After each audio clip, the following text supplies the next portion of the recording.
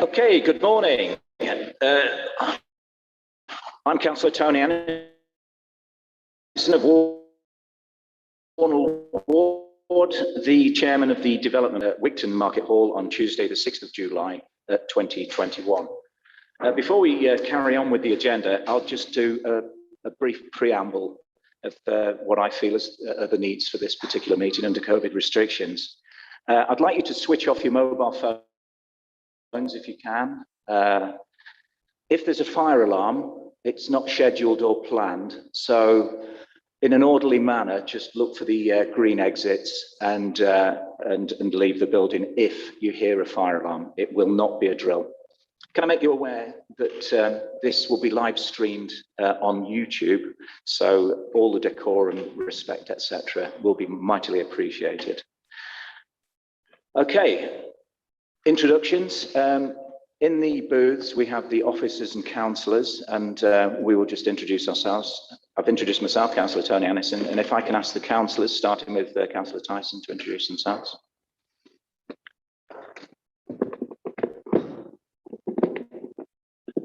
Councillor, good morning. Councillor Alan Tyson, Cockermouth, All Saints Ward. Good morning, Councillor Alan Daniels, Keswick Ward. Morning, Councillor Mumby, Cockermouth.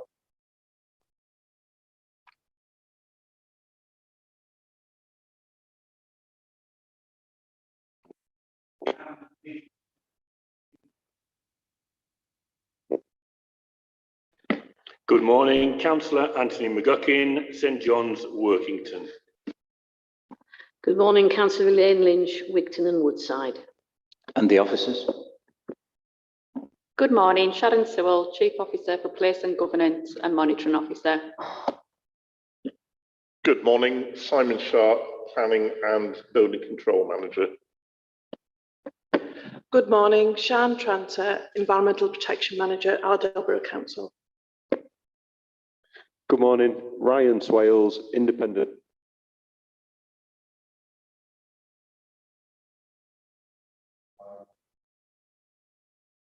Press the button again, make sure the light goes red.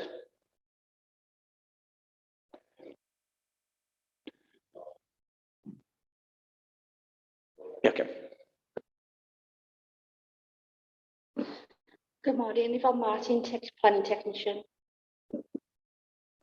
Thank you, everybody. Right, item 1 on the agenda, the minutes from the meeting that was held on the 13th of April 2021. You'll find these minutes on pages 3 to 10 of your agenda. Any comments, amendments, any improvements? Anybody want to say anything about these minutes from the meeting? Okay, so can we count those meetings on the record as read? Yeah. Okay, everybody. Yeah. Thank you. Item agenda 2, apologies for absence. Gail. Thank you, Chair. We have apologies from Councillors Fairbrother and Semple, and they are replaced today by Councillors Pendle and McCarran Holmes. And we have apologies from Councillors Armstrong, Horsley and Coburn. Thank you, Gail. Any off the floor? Okay. Item agenda 3, declarations of interest. Councillors and staff are to give notice of any disclosable pecuniary interest, other registral interest or any other interest and the nature of that interest relating to any item on the agenda in accordance with the adopted code of conduct. Have we any declarations of interest? None. Item agenda 4, questions. This is to answer questions from councillors and members of the public submitted in writing or by electronic mail no later than 5 p.m. on a working day, allowing 2 clear working days before the day of the meeting. Have we got any questions, Gail? No questions have been received, Chair. Thank you, Gail. On to item agenda 5, but before I do, we've got a lot to work through. We'll potentially stop for lunch at 1 o'clock and we have to leave the building at 4 this afternoon, but hopefully we've tried to time it and program it through to finish probably well before 4 o'clock, but we will have a break at least at 1 o'clock. And if, and this is aimed at councillors in particular, when asking questions of the speakers, if you can keep your questions briefly and succinctly to the point, because we have a sort of a growing, creeping ability of the councillors to actually use it as part of the debate. You'll get plenty of time to ask as many questions as you want, and you'll get plenty of time to debate the issues as well. So if you can keep your questions brief to the objectives, I'd appreciate that. So on to item agenda 5, and this is the development panel. Foxtrot Uniform Lima, /2019, /0251. Langrig Hall, Langrig. It's a retrospective application for change of use of farm buildings to house, 1 times CHP and 1 times RHI unit, and an erection of associated chimneys. And this will be with an increase in the height of 2 chimneys. Heat times 2 properties not in association with the farm, and heat used to dry paper for animals. And you'll find these on pages 11 to 38 on the agenda. And if I can ask the officers to present this planning application. Thank you, Chair. Good morning again, members. So you'll see, members, from page 11 on the agenda, the valid date that this application has been with us for a significant period. And you'll also see from paragraph 5.1 of the report that a previous application for similar development has been previously refused, and also that an enforcement notice was subsequently served due to the fact that there was unauthorised development on site, and that unauthorised development remains on site, albeit it has varied in form over the last 2 years plus. So at the time we served the enforcement notice, we considered it was expedient to do so. The tests, it's at our discretion as the council as to whether to pursue enforcement action under the Planning Acts. And at the time we considered it was expedient to do so. We were on the brink at the time of actually pursuing a prosecution in the courts for non-compliance with the enforcement notice. However, events moved on. We had legal advice, and it was clear that there was proactive engagement from the applicant and their team in trying to overcome the issues which are presented by the unauthorised development. Therefore, the enforcement notice was withdrawn, and at this juncture, we are not pursuing any formal enforcement action, although I can advise members that it's obviously within the discretionary powers of the council to do that at any time if we consider it expedient to do so. But as I say, with this live application with us and here for determination by members today, it's not reasonable to pursue that action at this time.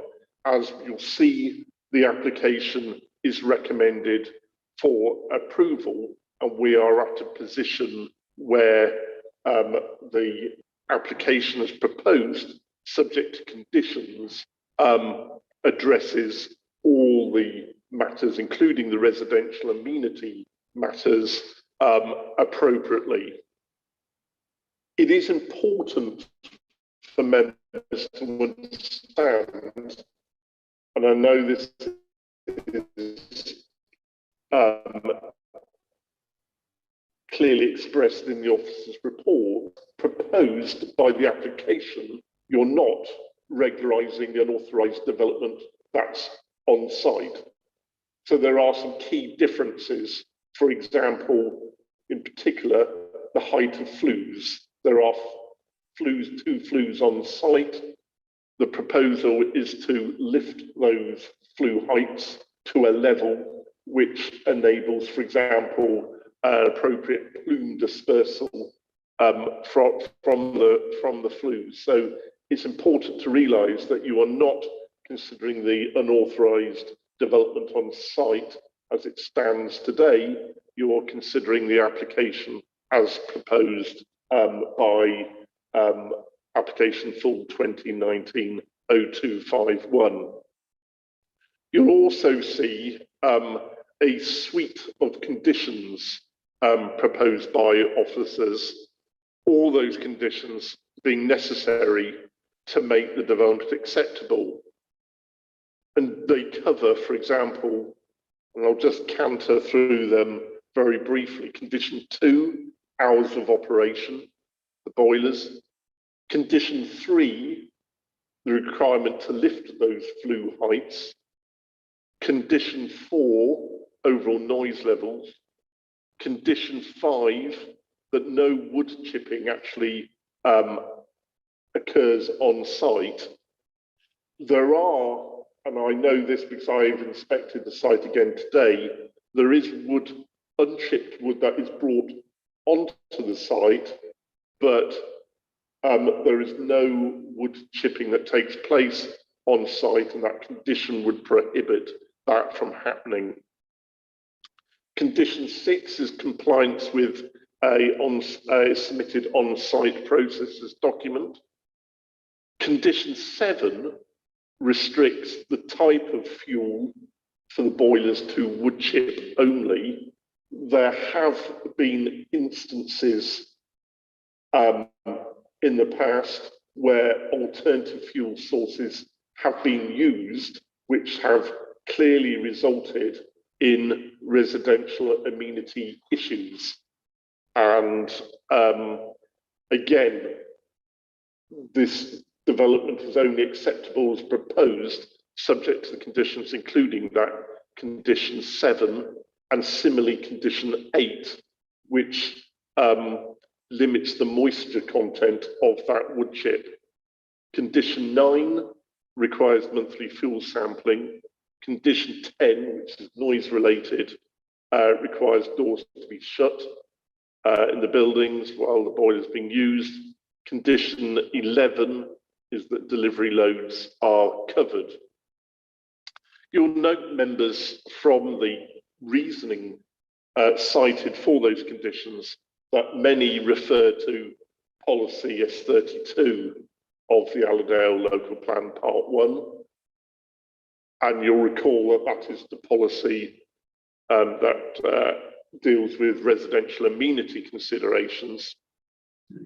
And you'll see from the officer's report, and in particular, the discussion in the officer's assessment, but also from the representations received from third parties, and also from statutory consultee, the Parish Council, who are a statutory consultee, that there are significant residential amenity concerns in relation to the proposal. And I advise you, members, that you should not take those concerns lightly. They really are at the heart of the acceptability or otherwise of the proposal. And from the list of speakers, you'll hear from those concerned parties today. And indeed, without the conditions proposed by officers, including the increase in the flue heights, the development would not be acceptable, and the officer recommendation would be for refusal. So it is a balanced judgment that you need to make, members. And as I say, residential amenity is at the heart of those matters. There are other matters, indeed a duty for you to consider, and you must consider, with regard to the setting of the listed building. That's detailed in the officer's report. But as I think you'll hear, as the process evolves today, with when you hear from speakers, it will be the residential amenity that will be at the heart of those matters. And indeed, it's fair to say they should be, because they are really important considerations that must be afforded substantial weight in your considerations today.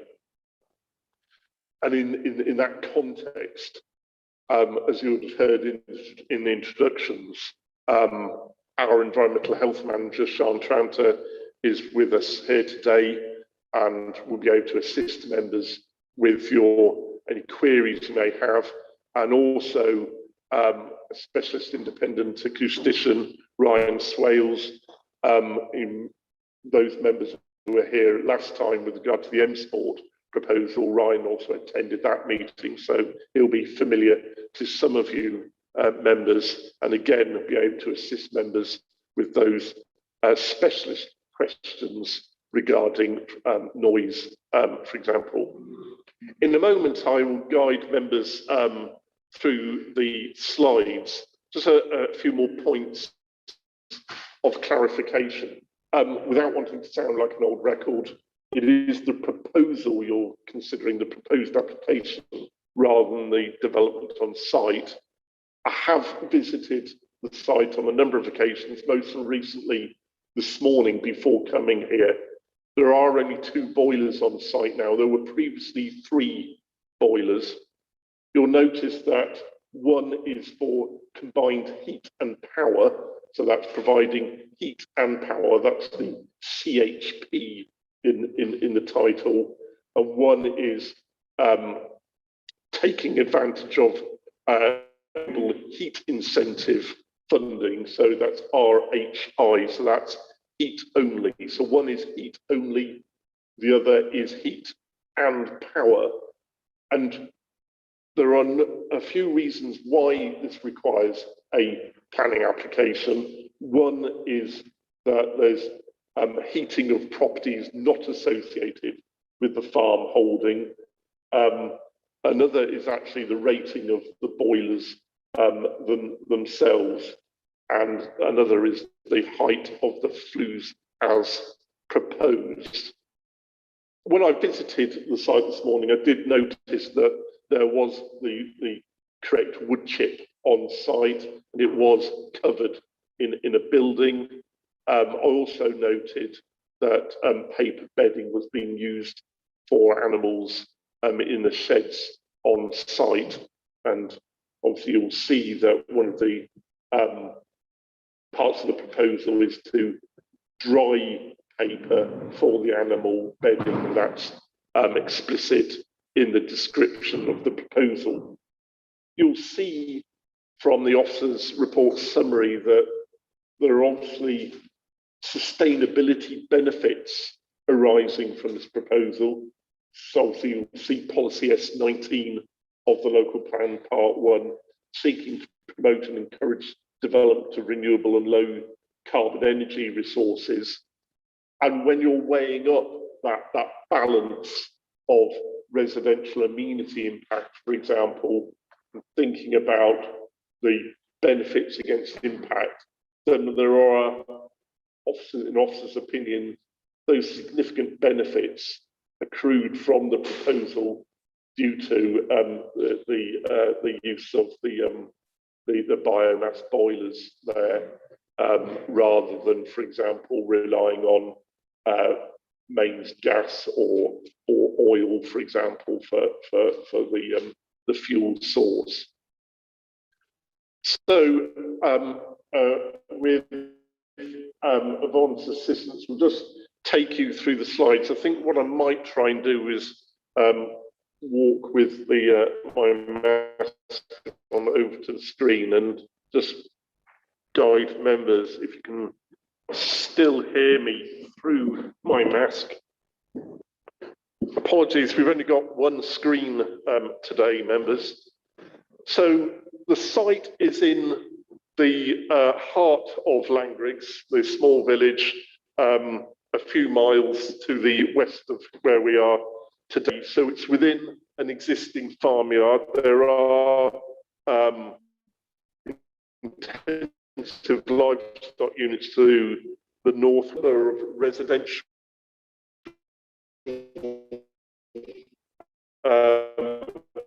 properties in the village, applicant control, and obviously when members are considering the residential amenity considerations, that will obviously be in the forefront of your minds when you're doing that. So the boilers are housed within the red line in these two buildings, one in that building, one in this building. They're existing buildings, so the boilers in those buildings. And I say the flues do project out of the roofs of those buildings at the moment, but the proposal is to increase the height. And next slide, please, Ron. So a very similar aerial satellite image. So you can see the context of the fields around, but you can also see residential properties. There are residential properties to the south. There are residential properties to the east. There are residential properties to the north. There are residential properties to the northwest as well. So there are residential properties in the village, not in the applicant's control, on all sides of the development. And when you're thinking about prevailing winds, etc., there will be properties downwind of the proposal in different wind scenarios. Next slide, please. So this is looking at the elevations. So you can see the flues here. These are tension wires, obviously giving the stability to the flues. If you're wondering what this framework is, and as I say, there are flues in those locations at less height than what's being proposed. But you can see in terms of when you're considering about the setting of the listed building, that obviously these flues are clearly visible from sensitive receptors, the roads, the public roads in the area where you pick up the views of the listed building. But as you'll see from the officer's report, you obviously pick up the modern farm buildings already, and they rather mean that the level of harm is actually low in terms of the harm to the setting of the listed buildings because of that existing changes that have occurred in the late 20th century to the setting of the farmhouse. Next slide, please.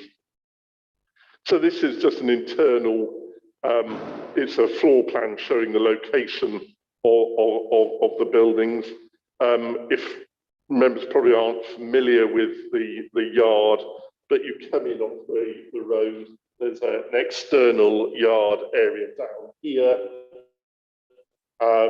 So this is an internal boiler. There was another boiler which was here, and then in the next building, there is the other boiler with the flue coming out. The listed building is up here. There are animal sheds here, further on up here. Where the wood chip is stored is actually in the building here. And then there's a field here and the road sweeps around. And there's, as I say, housing on all sides. Next slide, please. Sorry, the context is not great, but that does actually show the context of the listed building. I know I'm in the way of the members. Next slide, please. So that shows the flues as existing from the yard area. So you can see the stability framework that's in place to stabilise the flues. You can see the modern nature of the existing buildings. Remember, those buildings are not under consideration by members. It's the flues that are under consideration at their proposed increased height. Next slide, please. I think that's it. Yeah. So I think if Yvonne, I can ask you just to periodically keep the slides spinning up and down so members, and obviously if members want to refer to a particular slide, then we can do that. As I say, I'll be happy in due course after these speakers to answer any questions, but it'll be more worthwhile probably aiming a lot of those questions at Sean and Ryan, because I think a lot of it will be to do with the noise considerations. And I'll say that can't be underestimated, members, the residential amenity impact. It is, although there's a statutory duty with regard to the setting of listed buildings, it's the residential amenity impact that's at the heart of the considerations today. Thank you, Chair. Thank you, Simon. Speakers, is Gail? Just pause briefly while Gail takes a seat.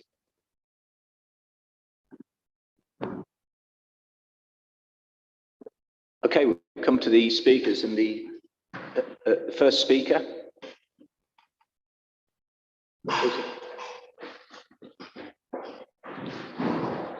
If you can take your seat, to operate the microphone, when you're ready to speak, what we'll do is set a timer for 5 minutes, and you'll get precisely 5 minutes when I'll politely ask you to stop at the end of that if you continue to speak. But to use the microphone, simply press the central button and make sure that the red light is illuminated, and that will allow you to speak to us. So if you're comfortable and you're ready, signal to Gail when you're ready to start, and your 5 minutes will start. Okay, thank you. Can I have a slide up, please? Oh, great. Oh, yeah. Right. And when you just pause for a second. When you want to move on with your slides, just flag that to Yvonne, and she'll move the slide on for you. So if you're comfortable, you're ready, and Gail's ready to start timing, then you can start and operate your microphone. Great, thank you. My name is Richard Davis, and I live in Langrig. I want to talk about tonality today. Officers have relied on the findings in the latest noise assessment report by Apex to recommend acceptance of this planning application. Apex have said that there's no need for tonality adjustment. So what is a tonality adjustment? A tonality adjustment is required if the development introduces a sound or tone that was not present beforehand, and that sound is audible. So for example, if there are already 3 or 4 noisy factories and another was built, and this made the same type of noise, it is unlikely that a tonality adjustment would be needed. However, before the factory, the predominant source of noise in Langrig was birdsong, and this is acknowledged in the Apex noise report. We're then comparing birdsong with a loud, constant industrial hum that emanates from the factory. This on its own would indicate that an adjustment is needed, but Apex say that no such adjustment is required. Next slide, please. BS 4142 says that adjustment penalty must be made for tonality of 2 decibels if the tone is just perceptible, 4 decibels if it's clearly perceptible, and 6 if it's highly perceptible. Apex made no reference to tonality at all in that report, even though I think it is a requirement of BS 4142. When this was questioned, they've just said there is no evidence of any hum or tones. The problem they have is that if they were to say, yes, there is a bit of a hum, but it's nothing to worry about, this would make it just perceptible and so require a 2 decibel penalty. And this would take the result over the 5 decibel threshold. If I were a skeptic, I might think this is why tonality was not mentioned in the original version of their report. My reasoning for a need for tonality is for a tonality adjustment, apart from the obvious comparison between industrial hum and birdsong, is as follows. Next slide, please. Nope. Yeah. The RS Acoustics report from April 2020 states that the plant noise was of a steady, continuous state, clearly audible, and with clear tonal characteristics. From this, it seems obvious that a tonality adjustment is required. However, officers have argued that they can't use this as evidence for the application of a tonality penalty, as they can't identify the source of the noise. I am surprised that after 3.5 years of a noise complaint, officers still can't identify the source of the noise. It's been suggested that the nearby dairy farm could be the source of the noise. This is nonsense. There's the slide. The longer arrow shows the direction of the factory from Mcgrath's Mac Garden, where measurements were taken. Ray will be speaking next, and I'm sure I'll have more to say on the subject. The shorter arrow shows the direction to the dairy farm. The There is no way that anyone could confuse the direction of the source of the noise, i.e. the noise comes from the factory. Next slide, please.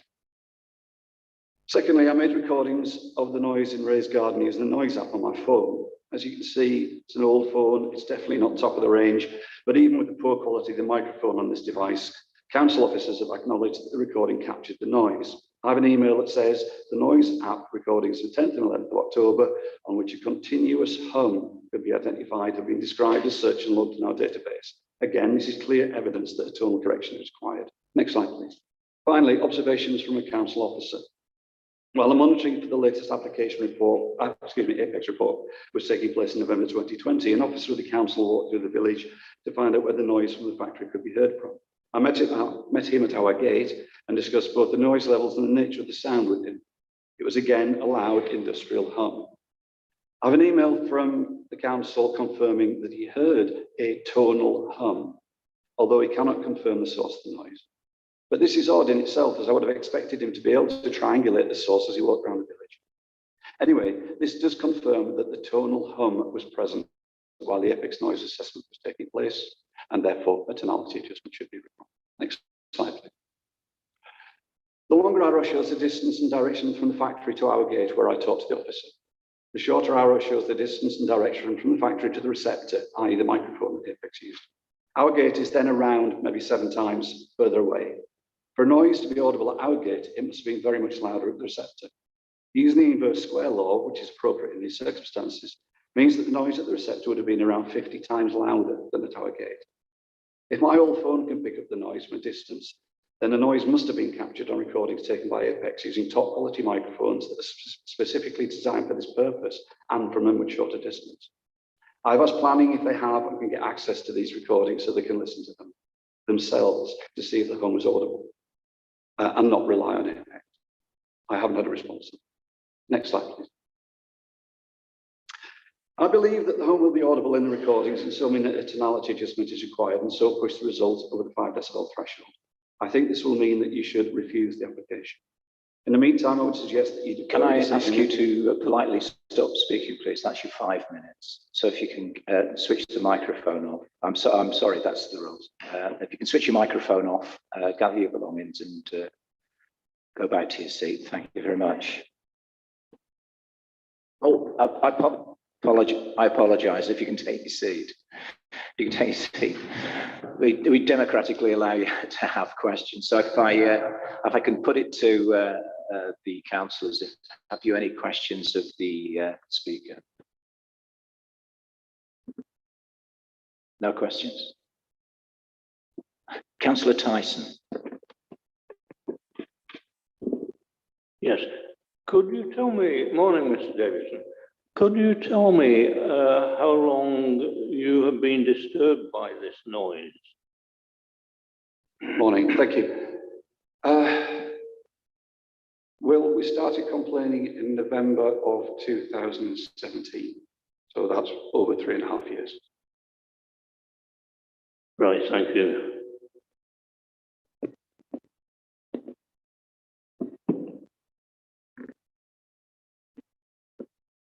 Can you switch your microphone off, Alan, please? Yeah. Oh, could I just... Oh, sorry, you want to respond? Sorry. Of course you can, yeah, go ahead. So this hum means that the noise undulates. We've said from outset that the noise has different levels and it can be not there for a period of time. What we've found is when it operates, it can operate for days, possibly weeks at a time, day and night. It can have different levels within that period of operation, and it can be absent for periods of time. We have noticed over the years that it can be louder, for example, on a Sunday afternoon or on bank holidays. Again, if I was a skeptic, I could suggest that this was done deliberately, knowing that nobody would come out from Allerdale if we were to complain about the noise.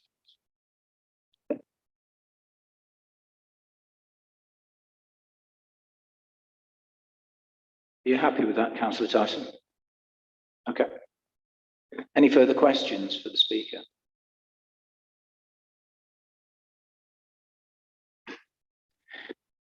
No further questions, so if you'd like to pick up your belongings and return to your seat, that'll be fine.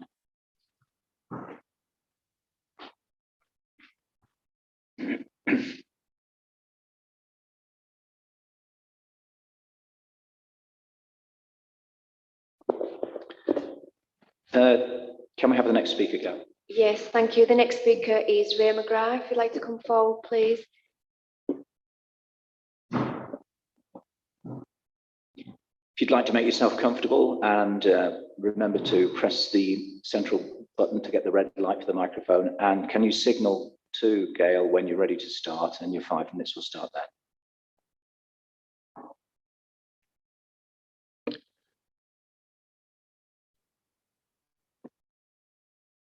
So my name is Mcgrath. Myself and my family have resided in Lanrig since 1994. For more than 3 years now, the matter of the biomass operations in Lanrig at the Lanrig Hall site have remained unresolved.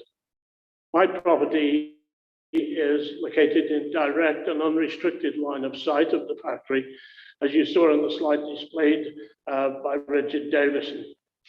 I've been most impacted by the level of noise from the site and the long, seemingly unrestricted hours of operation.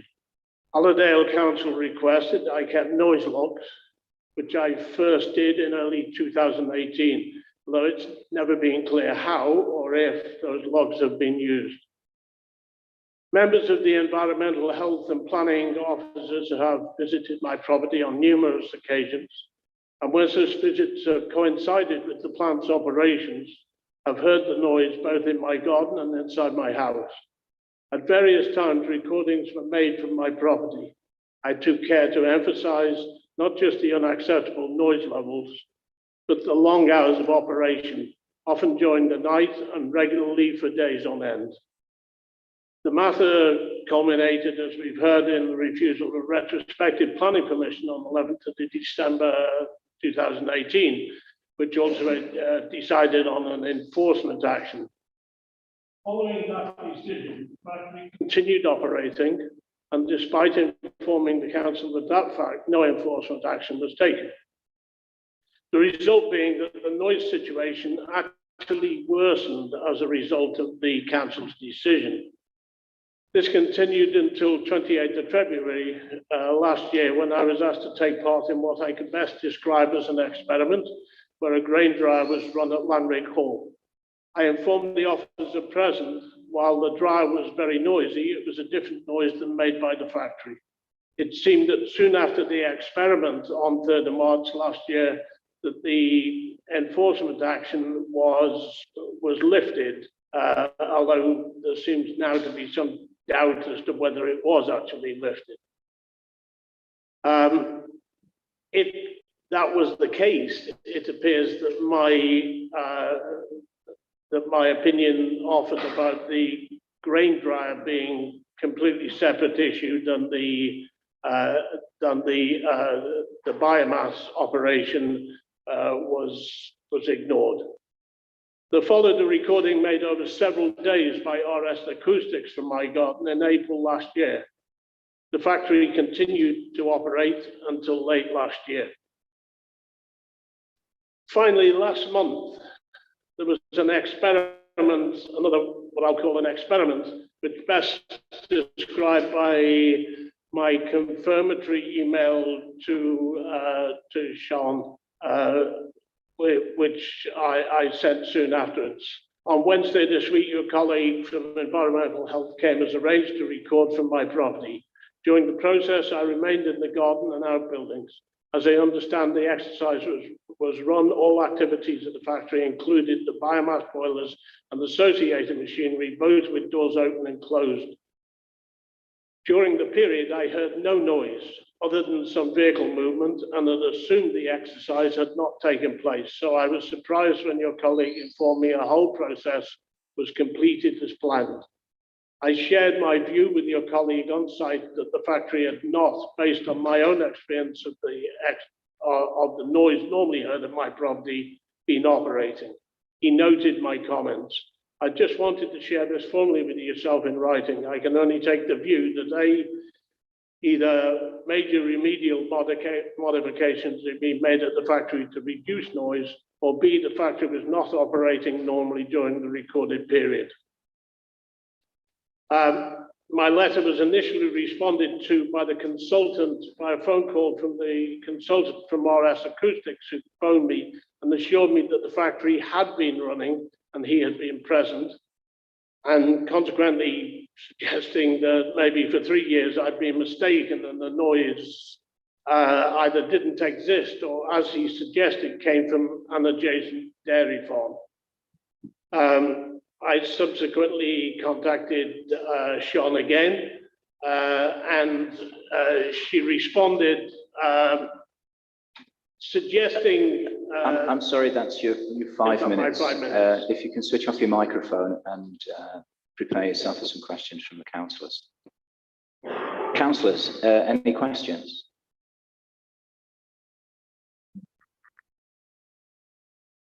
No questions. Okay, if you would like to take your seat, thank you.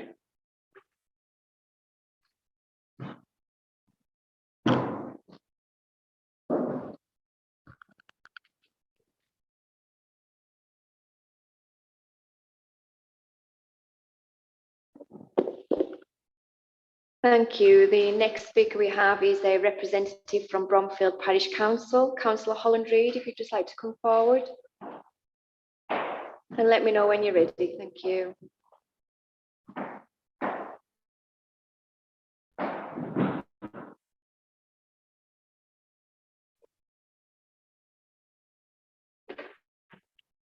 Good morning, Chair and panel members. I am Shirley Holland-Reid and I represent Bromfield Parish Council. My presentation relates to smoke and smell from the factory and also the use of the bedding produced. Firstly, smoke. Bromfield Parish Council has repeatedly complained to Allerdale Council about the smoke produced by the factory. As have many of the parishioners, this has largely been ignored. The following video was shown to Environmental Health by a parish councillor, and they were told that as their property was not affected by the smoke, they could not complain about it. We feel that we should have been allowed to complain on behalf of the parishioners. A short video will now be shown. Please show the video.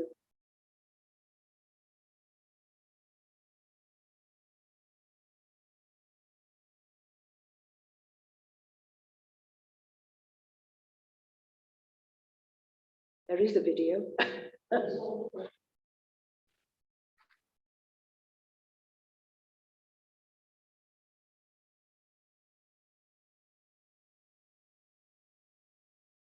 Is it not working, Yvonne? Okay. Does this put you at some disadvantage? Okay, can you just pause the 5 minutes there for a second?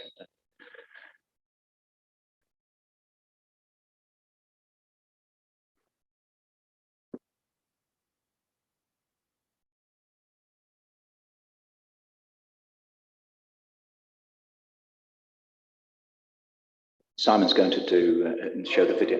He's going to try to show the video, and then we'll seconds. Right? Yeah. Yes.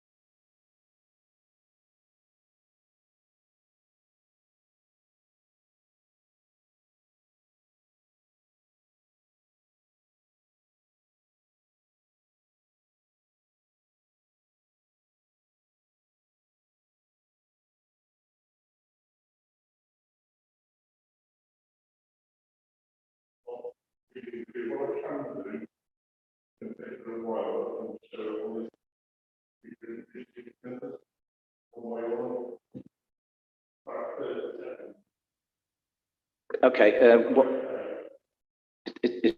is that okay, Speaker? Yes, yeah. Okay, what we'll do then, councillors, if you can just gather round, bearing in mind we've got COVID restrictions, if you can sort of... Apologies, Simon's going to bring it one-to-one to each of the councillors to show the video. Okay.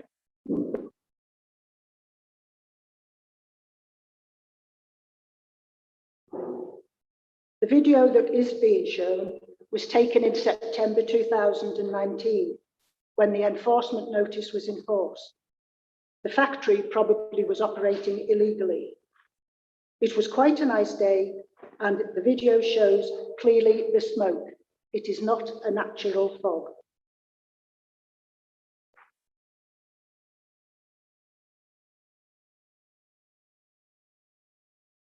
CDs and DVDs have also been submitted to Allerdale Council, along with other videos and numerous pictures.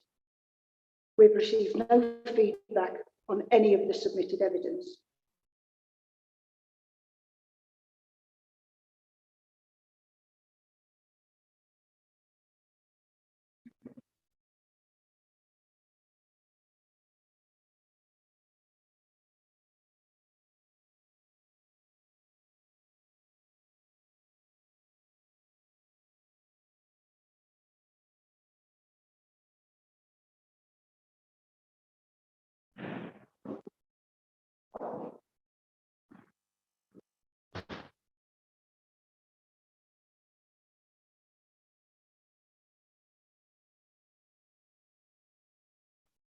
Don't worry about your 5 minutes. We'll take that into account. Okay. Thank you.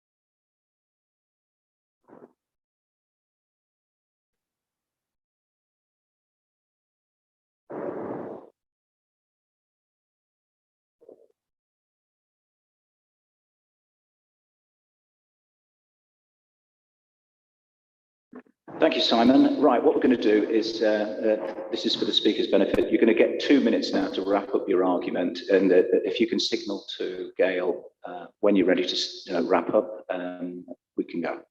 Okay, first slide, please, Gail.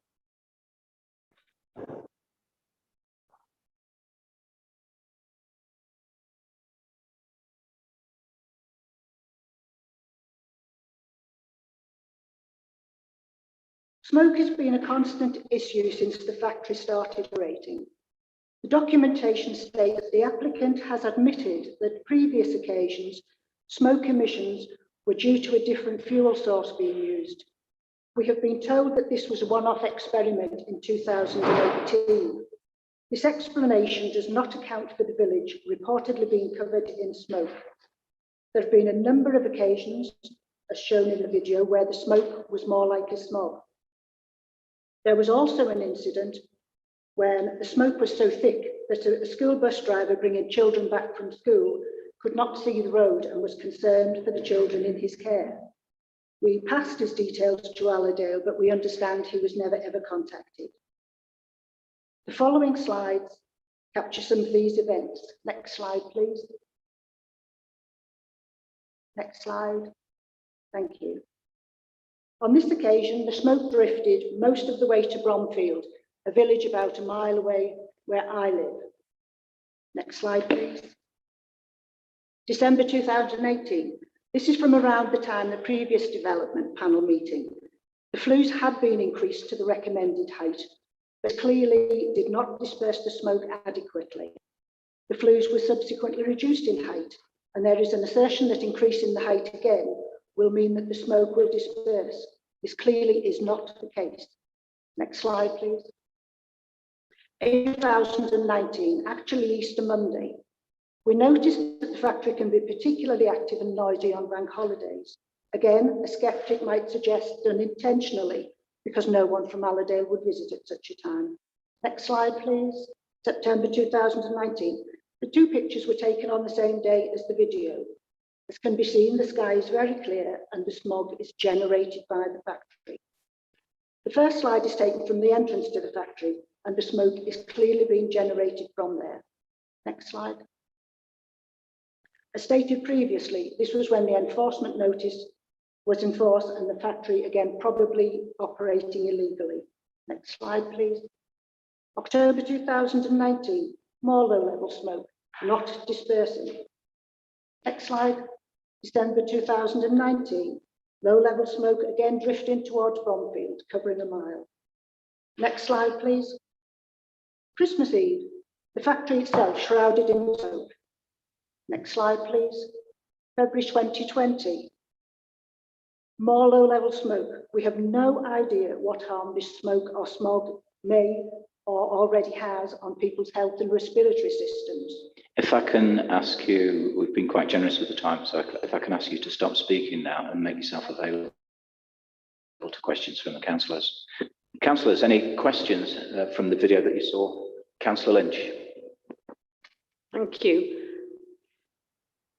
Is there still, because your video and pictures go to 2019 and into 2020, is there still smoke now coming out of the factory? No, it hasn't been operating this year.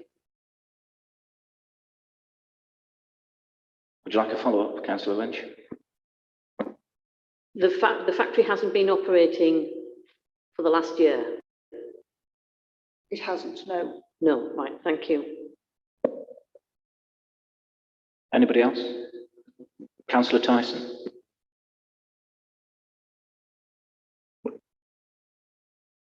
Okay, hello there. Now, just as the slides went off, you described at one time a very acrid and unusual smell. Yes. Could you tell me something about that, please? Well, there's been a couple of occasions where there's been an unusual smell. There was one occasion where it was smelled like burning wool. And burning wool? Burning wool. Sorry. Coincidentally, the owner's sheep had just been sheared, but I may suggest that that was what was burning, but I can't prove that. And another time, dried oil kernels were being used to set up the biomass. And the owner did agree that he would never use them again. So there's been two occasions where anything but wood chippings has been used. Would you like a follow-up, Councillor Tyson? Microphone. Microphone, Ellen. I just didn't catch. Did you say oil or the second occasion? Dried oil kernels. Dried oil. Okay, thank you very much. Thank you. Thank you, Councillor Tyson. Any further questions from councillors? Okay, thank you, Speaker. Thank you for your presentation. If you'd like to gather your things and take a seat. Thank you.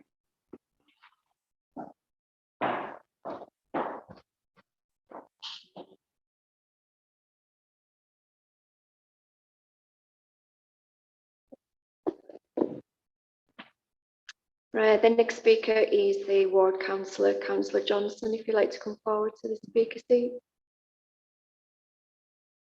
You have 5 minutes once you let me know you're ready to start.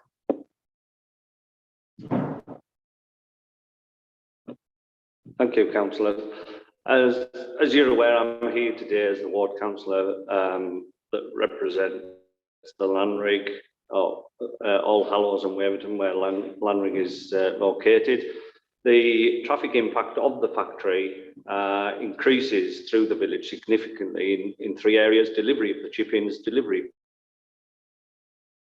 paper, baling of and return of bedding. Next slide, please. Volume of chip-ins and delivery. The documentation says 1 delivery of logs a week. This is less than actually observed, with several deliveries in one day not being unusual. We welcome the fact that chipping will be done off-site. However, as the volume of wood chippings is greater than that of the logs from which they came, this will mean more journeys than logs. Next slide, please. The first two slides show the log wagons. They are large double loads. These two pictures were actually taken a few minutes apart on the same day, demonstrating that 1 a week understates what is happening in reality. Next slide. Next slide. It seems that they are replaced with the use of silage type trailers pulled by tractors, as these carry much smaller loads. This means an increase in the number of journeys, perhaps 10 to 20 more than for. Next slide. As you can see from the slides, the tractors and trailers are large. A condition should be placed on trailers transporting the chippings that they should be covered to leave, as they leave a trail of sticks and chippings behind, some of which are quite large and potentially dangerous as they fly off the tractors. The documentation states that paper is delivered to site 4 times a week. This is considerably less than those observed, and often several deliveries a day. The wagons used are very large and contribute significantly to the volume of traffic going through the village. Next slide, please. Next slide. Next slide. Transporting of bedding. The dried bedding is to be taken off site and baled and then returned. The bedding is transported in tractors and trailers in a similar manner to the chip-ins. This obviously generates even more traffic. We cannot see the mention of the number of anticipated journeys. Given the volume of paper being delivered, the number is likely to be high. These journeys should be quantified and taken into account by highways in their overall assessment. A condition should be placed on the trailers transporting the bedding that they be covered as they leave a trail of confetti behind, as per the chip-ins. Could this be classed as littering? I would suggest it is. Next slide, please.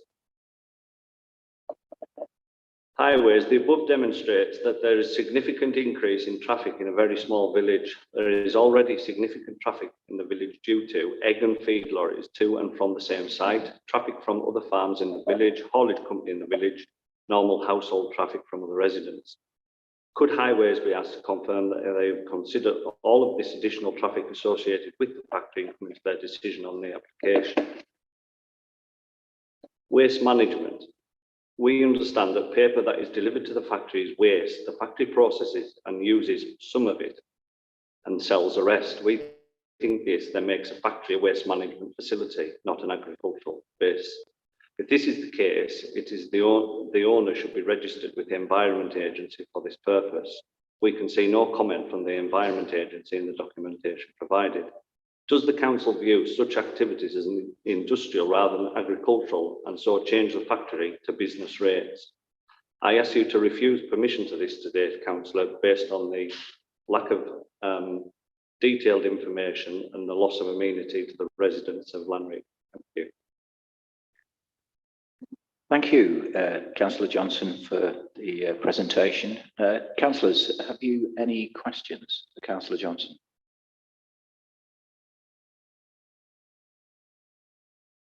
Councillor McCarran-Holmes. I'm asking this from an economic development aspect, could this business be rehoused in a business unit elsewhere in Northern Allerdale? With my economic development hat on, I would suggest it could be, not in a rural location like it is at the moment. Would you like a follow-up, Councillor? Thank you. Any other questions, councillors? Okay, thank you, Councillor Johnson. If you would like to take your seat, please.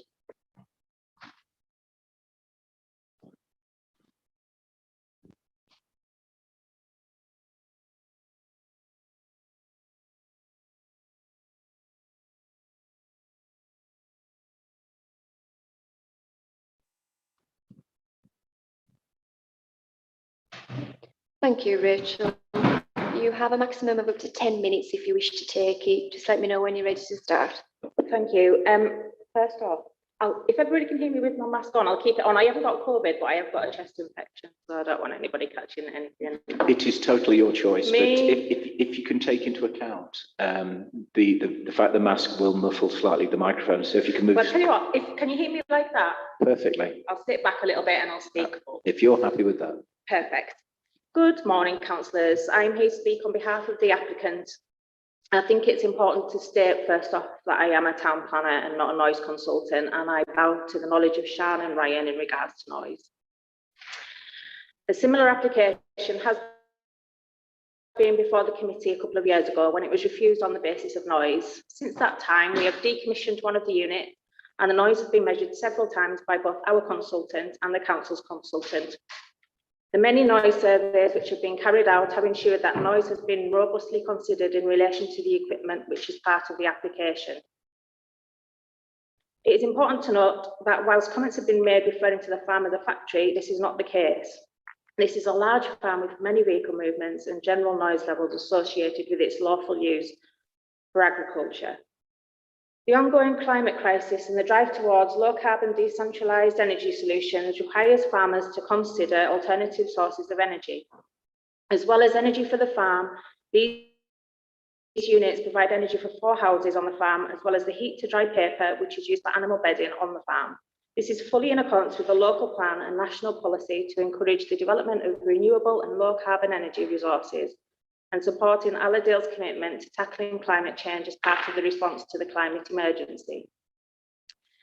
The application is supported by a noise report carried out by Apex Acoustics. They are a member of the Association of Noise Consultants, with staff sitting on the board of the association and also on the Good Practice Committee. It was important for us to work with a recognised company. This work has been verified by the council's own noise consultant, and the information provided has been robustly challenged and found to be acceptable when considering the proposed mitigation measures. There is no submitted information or evidence from a professional which would indicate that the Apex Acoustics, RS Acoustic Engineering and your environmental health officers have reached the wrong conclusion in finding the development acceptable with appropriate mitigation. In relation to air quality, again, this has been subject to a professional consideration by Mcgrath. They are fully accredited with all appropriate bodies. The methodology is considered robust by the council's officers, and in order to comply with the permitted development requirements, the chimneys were reduced in height as requested. This application would raise the chimneys to their required heights using the standard national calculation measures, which will improve plume dispersal. There are particulate filters on the chimney as the smoke and the water vapour. We firmly believe that this application has been subject to full and robust testing by the consultants employed by the applicant, the council and the council's own planning and environmental health officers.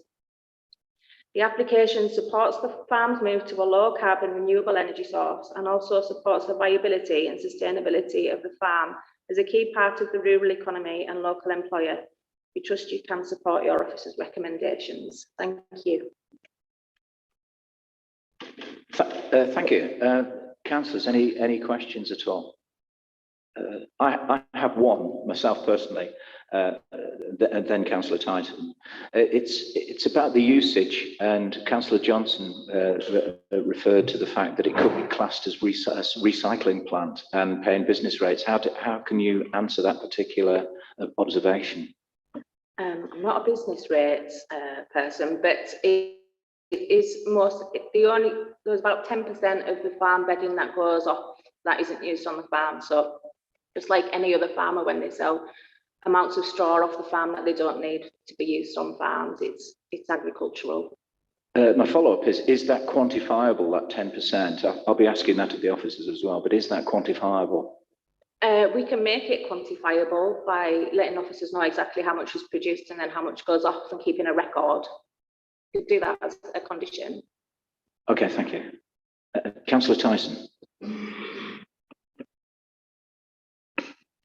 Hi, good morning. Right. First of all, I'd like to ask about the source of the timber and its disposal, the disposal of the ash that's produced. Could you tell me something about that? The timber is just sourced generally throughout the UK. That ash, there's very little of it left by the time it's gone through the units once a month and disposed of correctly. And where is it disposed of, please? In an approved site. I can't tell you specifically which one, but it just gets taken off site and taken to one of the council's approved sites. Right. Would you like a follow-up, Alan? Is that okay? Well, there's just another question. Go ahead. Which is connected. I'm also interested in the smoke because of, greenhouse gases and, of course, particulates, the 20 micron particulates and the 250 micron. Are you aware that there is new legislation coming in this year? In the new year, sort of January, February, with regard to selling quantities of this from a firm, that you need to be licensed and everything? As I said, there's particulate filters on both chimneys at the minute anyway, which limits anything that comes off. And the units themselves are all accredited with the UK accreditation that they need. So anything that comes up that comes in, then they will be retrofitted to comply with legislation. Microphone, Alan. They're mechanical filters at the top of the chimney, just as it meets the roof. Right. Because it mentions cyclones in the text, and they don't usually have particulate filters. Yeah, but okay. Right, thank you. Thank you, Councillor Tyson. Turn your mic off, yeah, thanks. Any further questions, councillors? Okay, if you would like to take your seat, thank you very much. Thanks for your presentation. Right, what we'll do now is we'll go back to the officers for the officers' response, and this will enable us to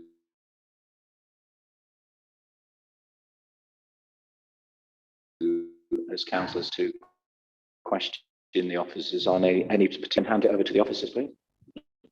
Thank you. So,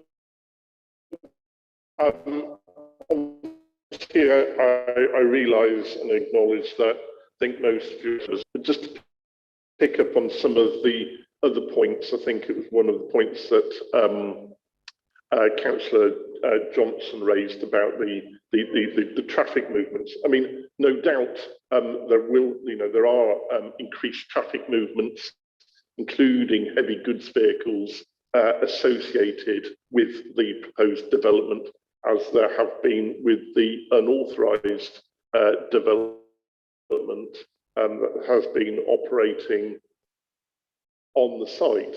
And if members are familiar with Langrig, then they are narrow historic lanes. They are metalled, but they are narrow, and in many places, if not the majority of lengths, single track only.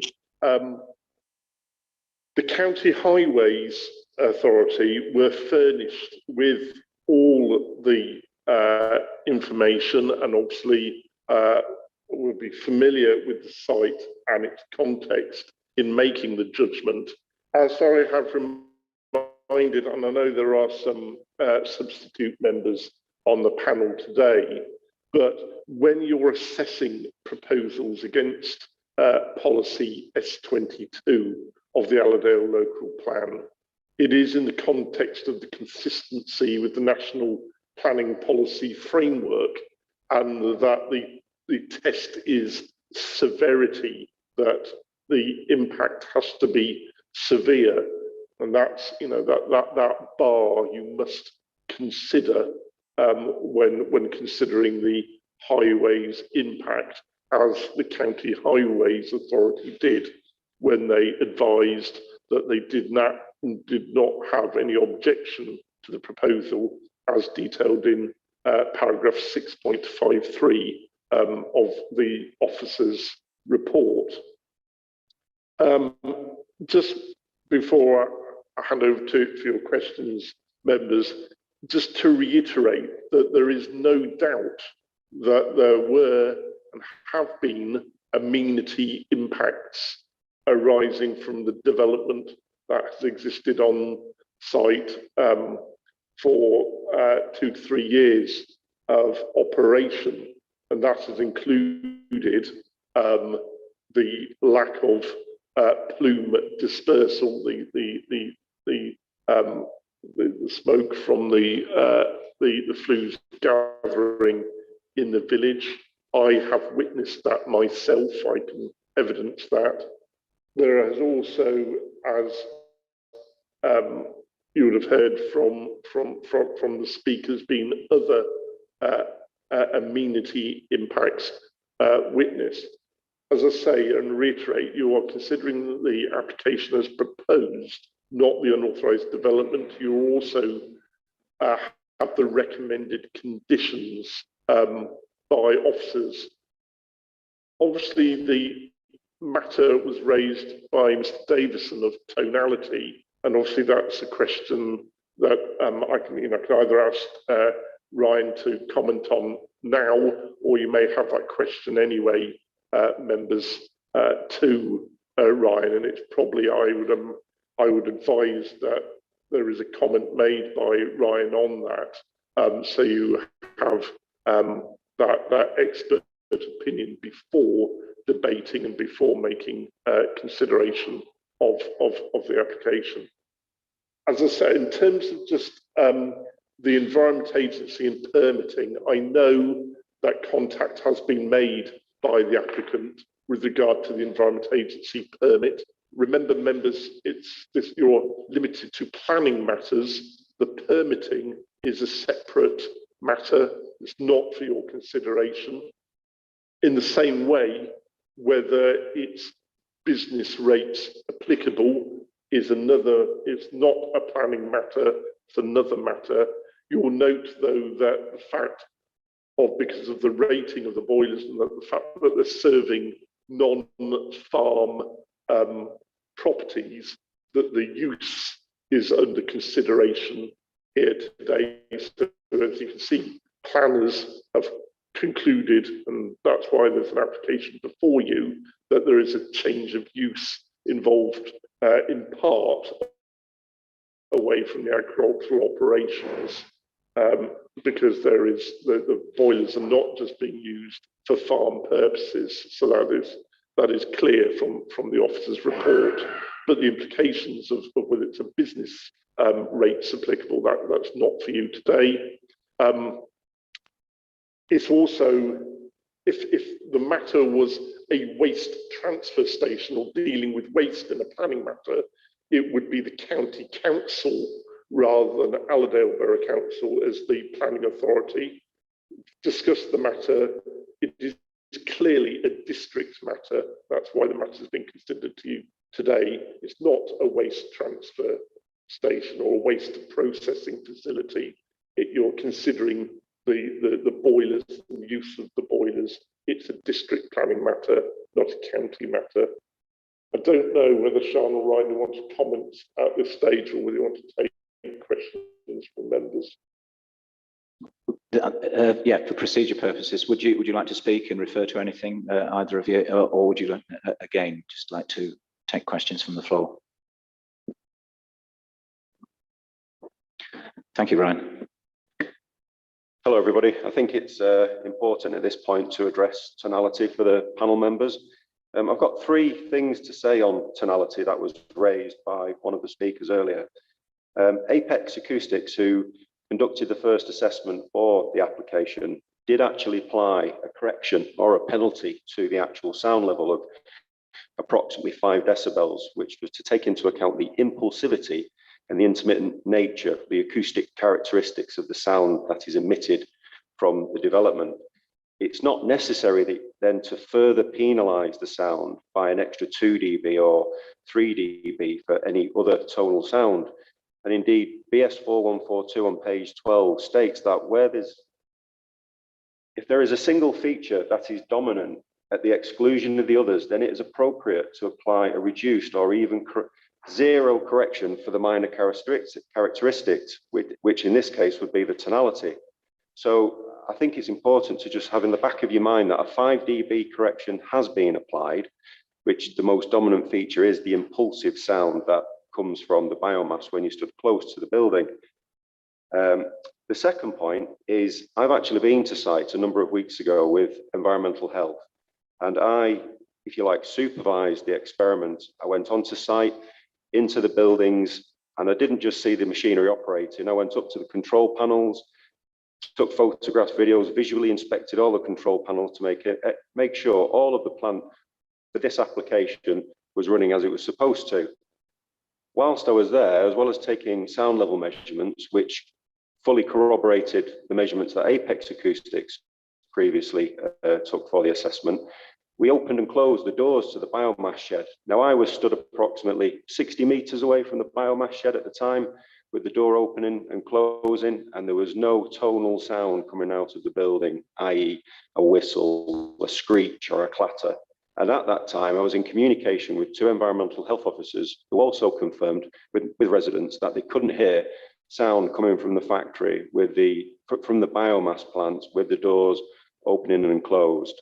The third point on the matter is that when you look at the ambient level, which is between 51 to 54 dB, and that's been measured by ourselves and by Apex Acoustics, the sound from the biomass plant is in the mid-30s. It's 34 to 35 dB. I've calculated it at 34. Apex calculated that it was at 35 dB. Now, when you have a sound source that is 10 decibels or greater below the ambient, you can't hear it, it's inaudible. So by definition, if we've got a specific sound level of 35 decibels, when the ambient is at 51, you wouldn't look to penalise for a whistle or a hum, because by definition, it's inaudible. It's way below the ambient sound level. And that's what I'd like to say on the tonality. Thank you. Thank you, Ryan. Sian, do you want to speak at all? Or do you just want to take questions? Just happy to take questions. Okay. Okay. If they're made, of course. Councillor Kendall. Just a point of information. I am right in assuming that when you're taking dB readings, there are certain dB ratings that can be below what is acceptable that could be of a great annoyance. I mean, basically, if I was to, speak like I am now, that would be all right. But if there was a continuous, that could be lower than my speech, that would be unacceptable. It's a strange sort of animal, isn't it, dealing with dB? Can you get to the question, please, Councillor Kendall? Yeah. It is, I think, the point you're trying to... The question is, what is I think the point you're trying to touch on is that it's not so much about the absolute sound level, but whether there's any annoying or disturbing features like a continuous tap or clatter. Yeah. And indeed, that's how we deal with it in the initial assessment, as Apex Acoustics have done. They've added a penalty, if you like, of 3 decibels for the intermittent nature of the sound source, which is on top of the actual sound level it generates on a sound level meter.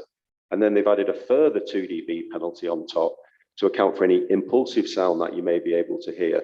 And in my opinion, the 5 dB is, you could argue, a little bit over the top. A 3 to 4 decibel penalty would have been sufficient, but they've been quite conservative and adding a 5 dB penalty. Thank you. Any follow-up, Councillor Kendall? Any follow-up? Thank you. Councillor Lynch. See, you've explained the noise tests that they've done and the tonality and everything. But when this is in operation, how are you going to tell that they have breached any sound levels? Are there going to be, like we heard before, any devices on site or situated in people's residences or gardens that will pick up the noise? How are you going to tell? And what will be the process if there are complaints? What will happen? Because you explained that in the last one we were discussing. So if you could just explain that please. Thank you. Okay, if we receive a complaint from a member of the public or a resident within the village, what we have a duty obviously to investigate. The first thing we need to establish, as you rightly say, is whether there's been a breach of any planning conditions. What we don't need to do at that point is we don't need to notify the farm because they are a commercial operation. We only need to notify residential where we need access. So we can make that arrangement without any knowledge, obviously, of the farmer to actually monitor. We can then hire external equipment that we can actually leave permanently for a long period of time to monitor and capture, obviously, data. That could then obviously be analysed, and then we could actually compare that to background, obviously when the factory is operating or when the CHP and the boiler is actually operating. And then obviously we would feed that back to the planning enforcement officer.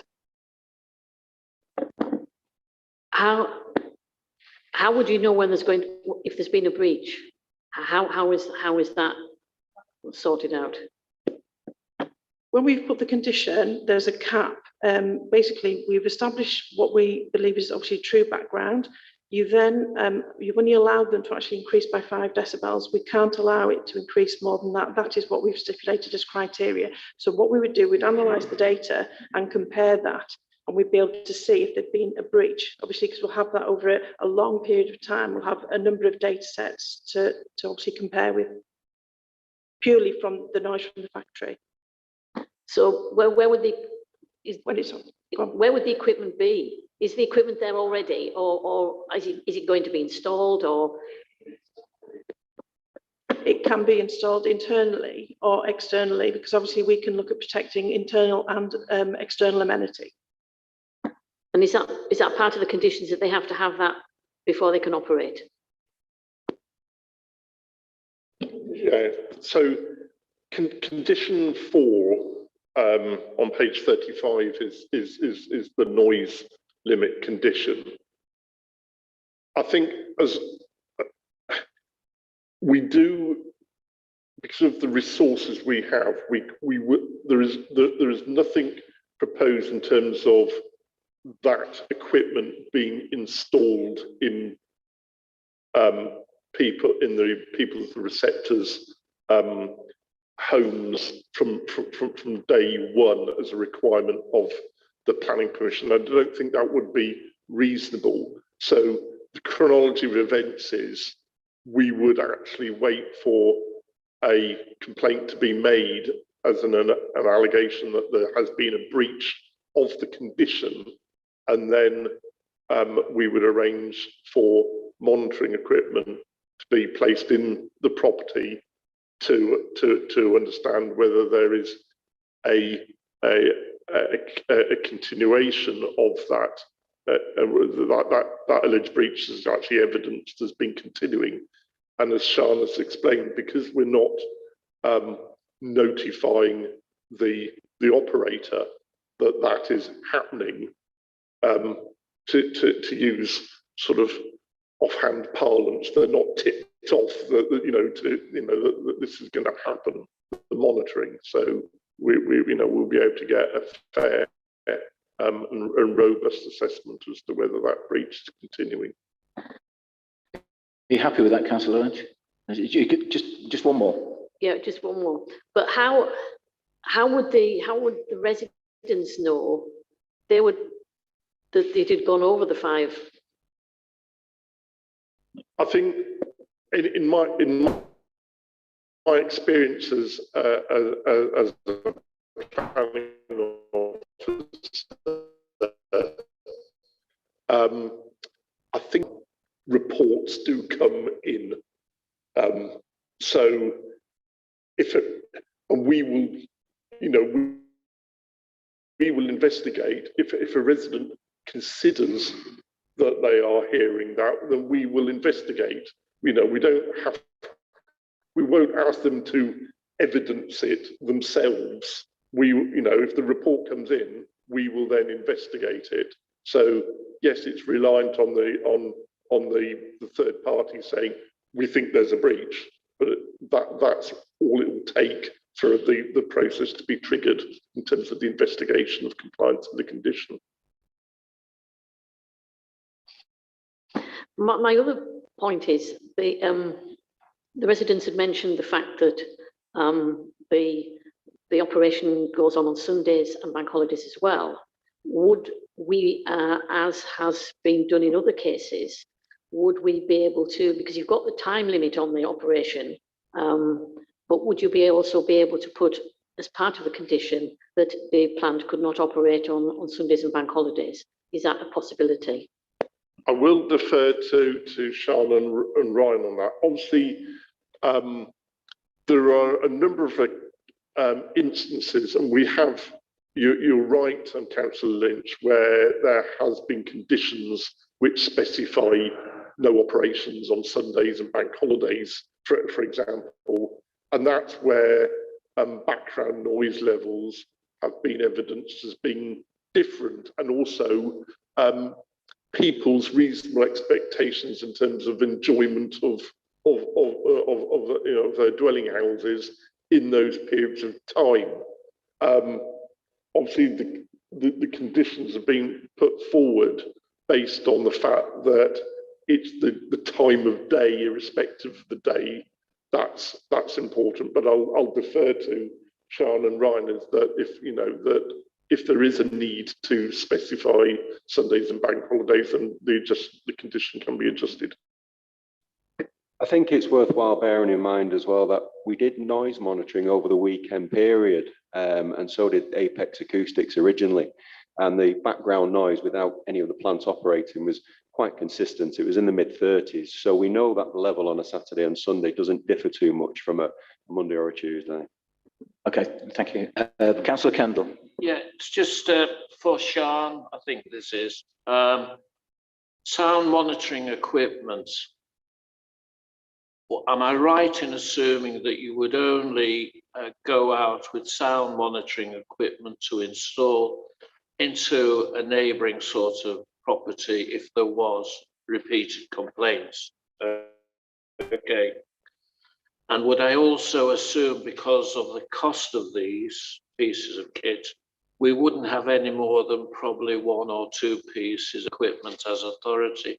Is that a right assumption to make? You might be able to tell us what these pieces of kit cost. Well, they're in the range of £6,000 to £7,000 just for an actual sound level meter, and then obviously you have additional microphones you'd need to purchase. It can cost about £1,000 just for a Type 1 microphone, which obviously is used for evidential purposes. But we do have some screening, and we have some basic sound level meters we could use, but if it got to the point where we were getting persistent complaints, I could then obviously rely on companies, such as obviously RS Acoustics can actually supply external kit that can be left, and obviously that could be left for periods of time, and it has a greater memory as well. to gather data. Would you like a follow-up, Councillor Kendall? Councillor McGuckin. Thank you, Chair. During one of the presentations, I think it was Ray Mcgrath, he mentioned that he had one of these sound boxes at some point. Was that information used in any conclusion at all? Because he mentioned that he didn't think it was.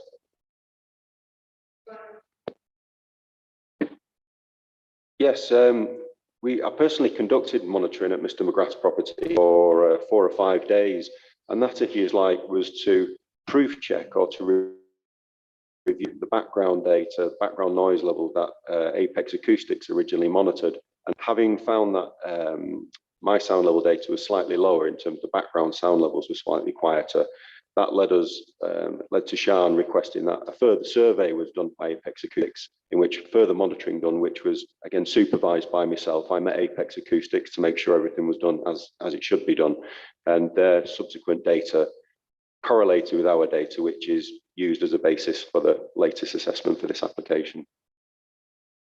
Councillor McGuckin, follow up? That's fine, Chair, thank you. Okay, any more questions from the floor? Councillor Daniels and then Councillor Tyson. Microphone, Alan. Oh, that's better. Sorry, Chair. I've got a question for Simon. The flues which are going to be taller now, we had obviously problems with smoke and whatever else that's coming from them. Will this now cover a greater area and affect a lot more people? Is it possible you can show me on the slide how much further the smoke will now be going? Because I feel that, you know, it's already upsetting quite a few people. Is it now going to affect an awful lot more people? Thank you, Councillor Daniels. I can't show you on a slide, but what I can say is obviously there was the assessments of the air quality assessments were undertaken, and they were submitted and reviewed as part of the application process, and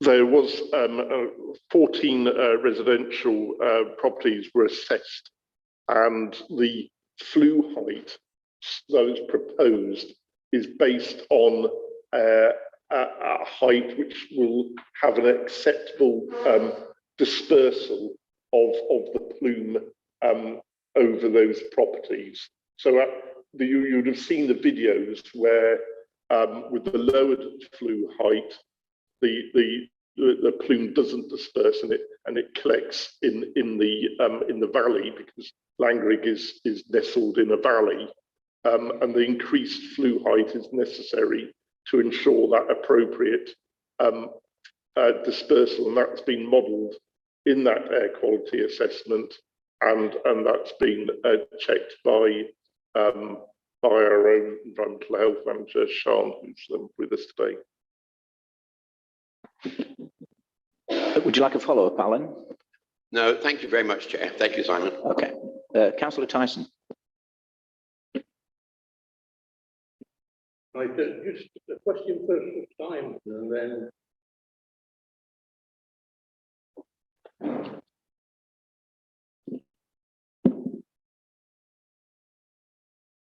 sorry, a question for Simon, and then one for Sian. Okay, Simon, my expertise over the years is waste management, has been waste management, and I'm particularly interested in the waste management aspect of it and what is going up the flue. In the report, it said, it made reference to being in the ship combustion equipment being in a closed shed, and went on to say better than solar and wind, which is in the open. But you get a tree and you buy it from somewhere. In many cases in the UK, still a large quantity from Lithuania that was on Channel 4 last night. You buy it from somewhere, you bring it a lot fair distance, and then you convert it to chips. And obviously we've heard about all the transport transactions. All those transport transactions involve diesel and greenhouse gases. I find it, and when you burn a tree... Councillor Tyson, can you get to a succinct question, please? Sorry, what did you say? Can you come to a succinct question? You're doing a preamble for a debate. All right, okay. So my difficulty, Simon, is actually seeing how S35, I think it is, 36, and the NPPF diktat on climate change actually fits in with real climate change when it's producing greenhouse gases and it's burning diesel fuels in transport. Would you like to comment on that? Yeah, thank you, Councillor Tyson. I think you make some valid points there, Councillor Tyson, and something for members to consider. I mean, I gave examples about the comparison with fossil fuels, for example, using gas or using oil-fired boilers.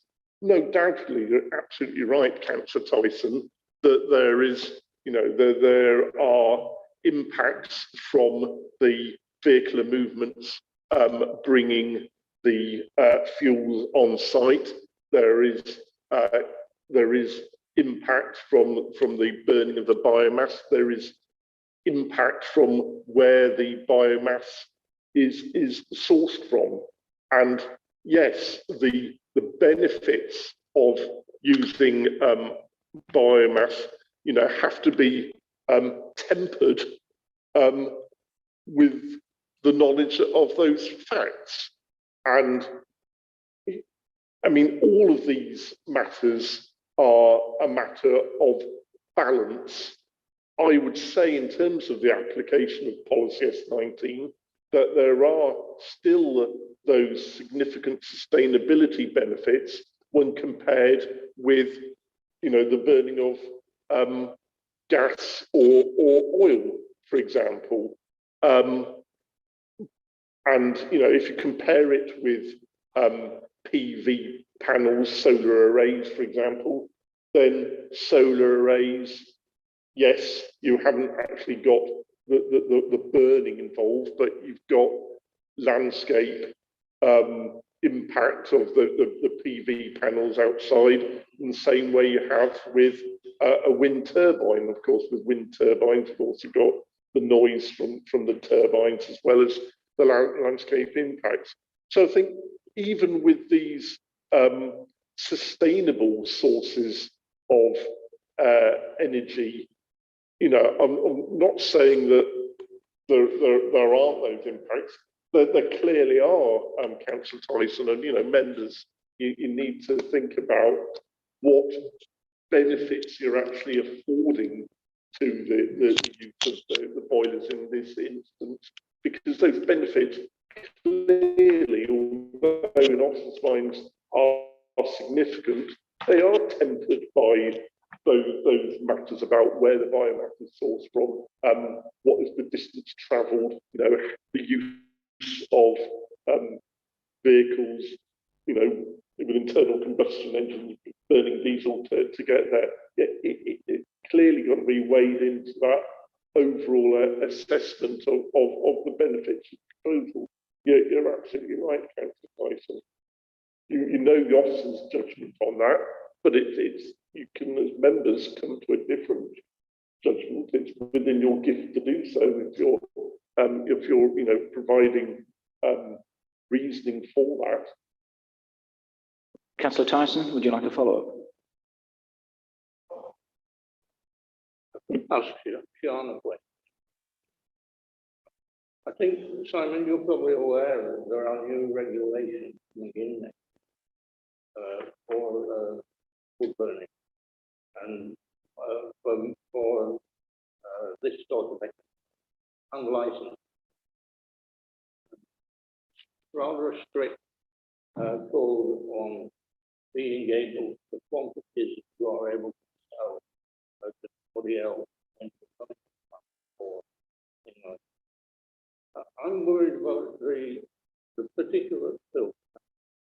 I know greenhouse gases. I'm quite familiar actually with this because the paper you're talking about starts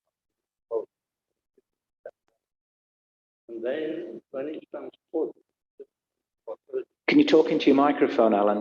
We can't hear what you're saying. Sorry. When it's transported, it's still about 20–30% more. And then, of course, once dried, it's used as chicken bedding, so it picks up more ammonia than it contained originally. The sludge I'm talking about is actually sold as a fertilizer as well as for. Alan, I've got to hurry up. Can you actually ask a question? You're doing a preamble again. Okay. What I'm concerned about is your ability to test for particulates and also to test for moisture in the chipping. That can be done very easily.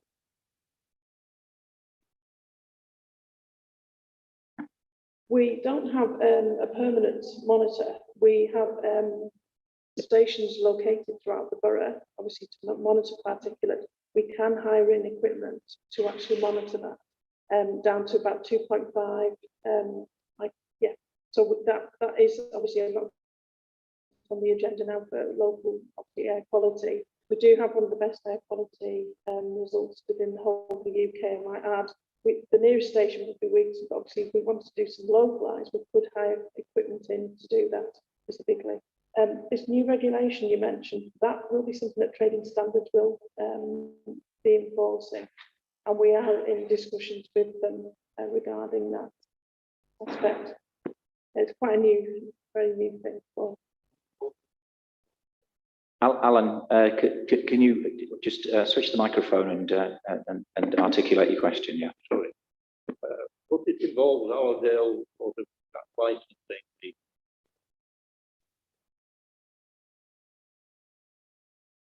Yeah. Okay, thank you. Thank you both. I've got Councillor Lynch, then Councillor Kendall. Sorry, Councillor, it wasn't that Councillor Lynch.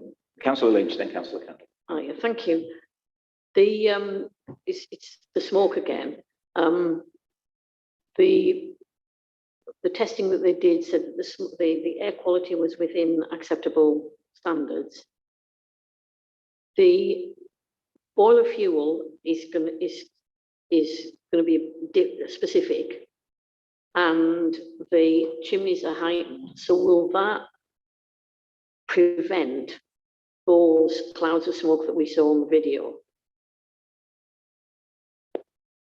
We acknowledge, and obviously some of the footage you've been shown, we acknowledge that obviously early days.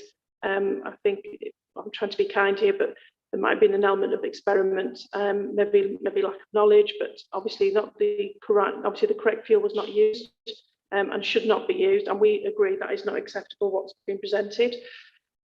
What we have done, and I think Simon did touch on at the beginning, is we've looked at this, and obviously there's UK guidance as well, where you have to obviously recommend certain fuel is actually used, where you have a certain percentage of moisture content to avoid smoke, because obviously that would obviously affect combustion, and obviously you'd have to get to a quite high temperature before you would obviously avoid the smoke. So you don't want to be something obviously starting from a lower temperature where you're generating smoke. So it's important to actually have fuel with the right moisture content to actually avoid that issue. Councillor Lynch. If there were again breaches of this with pictures like we've seen, what would be the procedure then for obviously they could be breaching their air quality? If the smoke generated is purely associated with what we're now considering as part of this application, the first consideration must be to look at the actual conditions, if there's been a breach of that, And I think we touched on earlier that we are requiring the operators to submit data to us to demonstrate testing has been carried out. If obviously we had any doubts, we could also obviously investigate that ourselves through the planning process. If we find that the planning process, there is no breach, then obviously I can step back. I do have statutory provisions to actually look at this as a statutory nuisance. So that's separate. But the first point, you must establish first whether there's a breach of planning, and then you would look at the legislation if that was appropriate. So that's conditional. Thank you. Just a quick follow-up then, Councillor Lane. Oh, you're finished, John. Right, this is the final question, and then we'll go on to debate. So go ahead, Councillor Kendall. In conclusion, conditions on pages 34, 35, 36, Simon. Just look at them. You as the planning officer at Allerdale, are you satisfied that these conditions imposed actually make this application that you're saying for approval robust and help us against any challenge that might come at a later date? Yes or no will do. Simple answer, Councillor Kendall, is yes. And as I said earlier, without those conditions, the development will be unacceptable. Thank you, Councillor Kendall. Right, what we'll do now is, if you want to, you can go into debate. Councillor Tyson, if you would like to add any more, please feel free. That's open to all of you. Then what we'll do, I'll take a motion off the floor, and if I don't hear one, I'll propose one.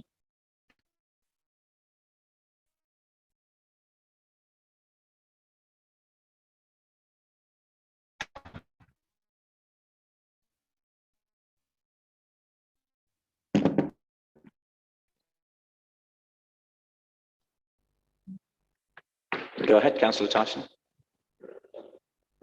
I do have content of this slug paper. I do actually know the content of this slug, and I do know. Alan, can you just fold the mic down right in front of you so we can just pick you up? Yeah. Yeah. That's it. I do know that it contains ammonia, sulfur, and also particulates. And of course, it does pick up more ammonia when it's used for animal bedding.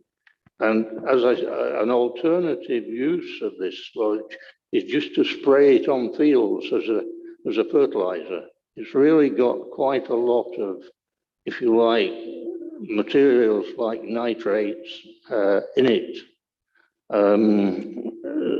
So that's just what I'd like to point out.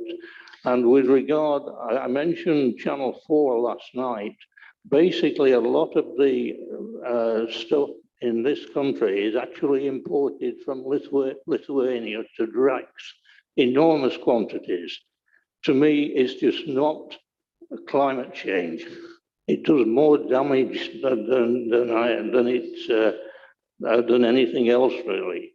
You leave bare forests in one part of the world, and you stick emissions up chimneys in other parts of the world. So that's my problem with it. I will just personally add that's well articulated, but how can you relate that to this particular planning application, either for or against? How can you articulate that? Well, it's quite a significant operation. It describes the paper, and I wondered what form the paper was in. But in fact, it's the broken down cellulose that forms as a sludge at the bottom of the tanks in a paper factory. That is then made. Councillor Tyson, I mean, we're in debate here, and what I'd like to know from you, how can you articulate that scientifically in terms of standards, bars, and references that the officers can use? We can't take opinion from Channel 4. We have to have planning, science. Well, I certainly know that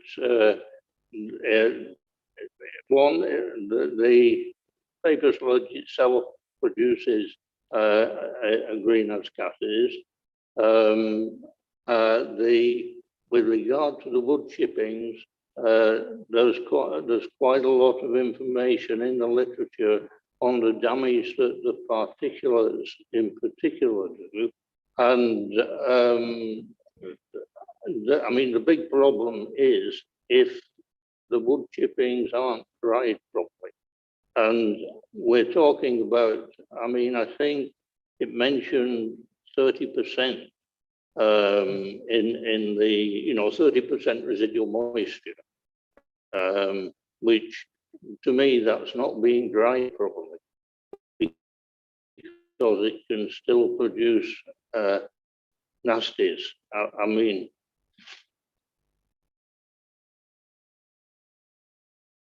Okay, Councillor Tyson, yeah. Anybody else want to make any contributions? Councillor Daniels. Thank you, Chair. I'd like to take up from what Councillor Lynch was saying, because I'm quite concerned how we are going to monitor the kind of fuel that this company is going to be used, and Councillor Tyson also mentioned it. I am concerned, having seen those slides and the amount of smoke that's being produced, I'm sure none of us would want to be living in that village with that smoke bellowing out constantly. So monitoring is a big question mark for me. And until that's resolved, I'm not happy to support the motion. Councillor Daniels, there is no motion. Or when there is one. Anybody else? Would Sean, would you like to speak on the comments made by Councillor Tyson? Sorry, just to clarify, we have actually used this standard with other biomass boilers within Allerdale with success, and previously we had history of smoke, a bit like the situation we're dealing with here, where the operator didn't have the knowledge and wasn't using the correct fuel. But since they've been using the correct fuel, we haven't actually had any complaints of smoke. Just to put that into context, sorry, it's not unusual. The standard we are recommending is UK guidance, and they've got to conform to that regulation. Right. Have we, Councillor Lynch, just make a contribution, if you may? Just to follow up on what you just said, Sean, were those biomass plants using the same type of fuel? Yes, thank you. I could probably find other examples, but obviously I can't. I was trying to, while we were having a debate, sorry, but that's one I do have knowledge of, where we did originally have a complaint and then a retrospective application came in very similar to what we're looking at today. Thank you, Sean. Councillor Lynch, just one more. Yeah, just as part of debate, we're looking at development plan policies here, and there's weighing the policies against each other, and there's the policy which seeks to have the S19 on renewable and low carbon energy, and the process that's been gone through, the smoke, the air quality, the tonality, we've had those, we've asked our questions, we've had those explained, and we've got information, and we have a good list of conditions here.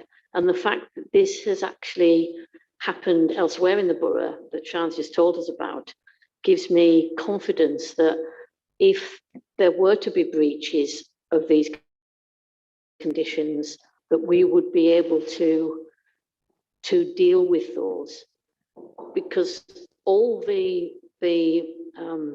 evidence and everything that we've got and the processes that are being gone through seem to be robust to me, and those conditions would seem to, and the questions that I've asked about how to monitor those conditions, I feel I'm confident that the council could do that.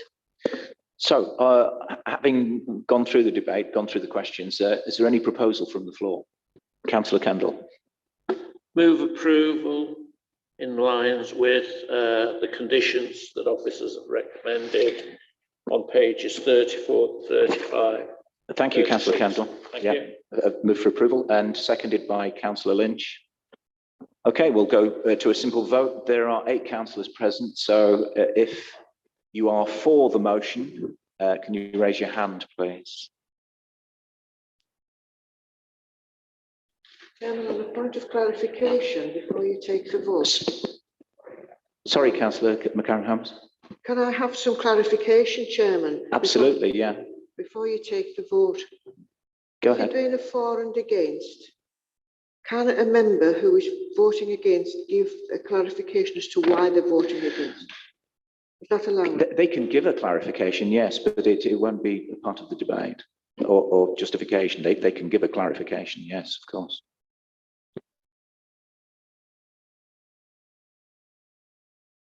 I've got to ask, to what end, for example? I wish to vote against it for the following reasons. Given the rural... Right, I'll tell you what we'll do is we'll just take the count for the vote for now. And if you want to vote against, I'll allow you the time to explain why you did so. Okay, so we'll just do that again. Those for the motion proposed and seconded, can you raise your hands, please? Thank you. Those against?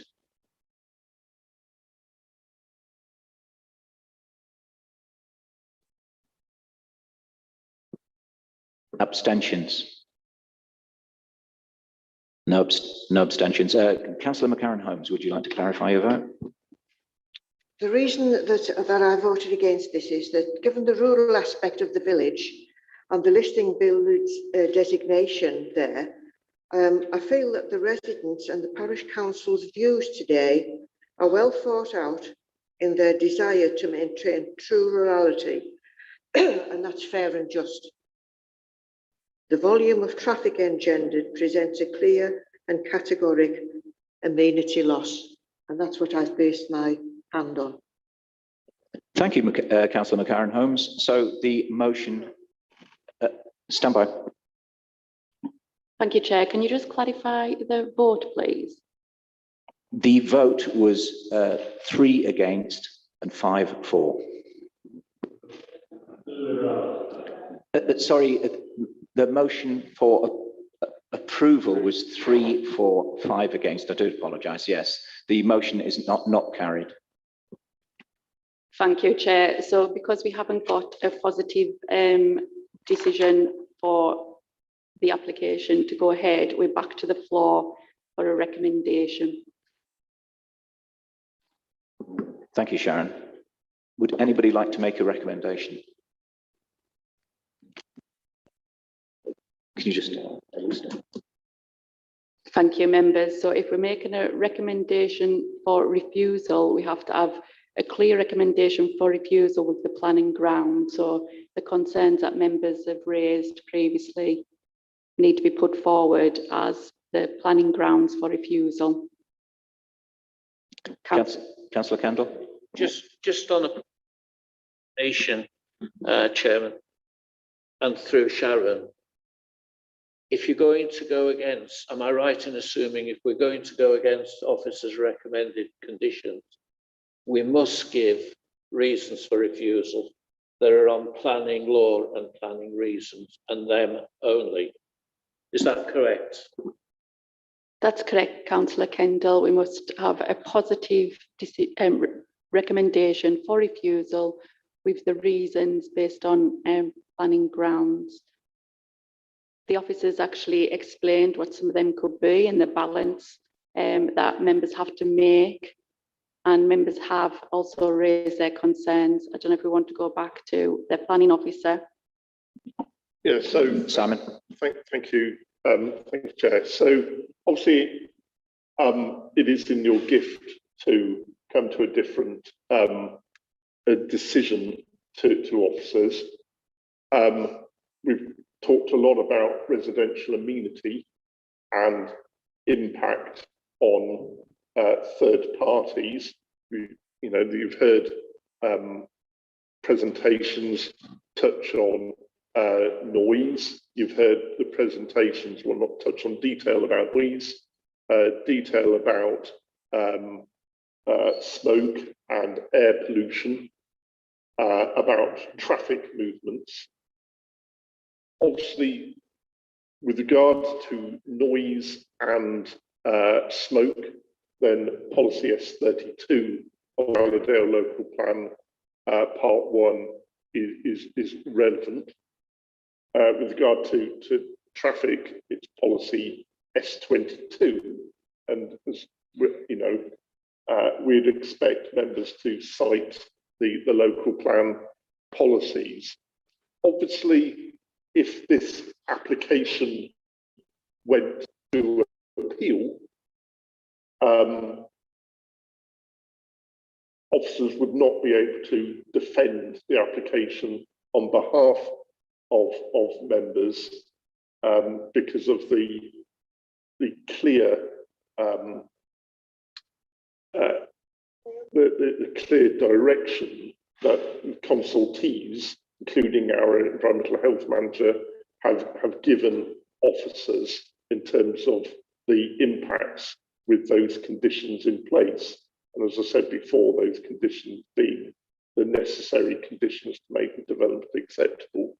So we would expect members, if you're moving a recommendation to refusal and you are citing an impact, for example, on residential amenity grounds or on lack of sustainability grounds, that you're citing the specific reasons and examples of why the application fails in that regard, and the weight you're affording to those particular matters in the overall balance.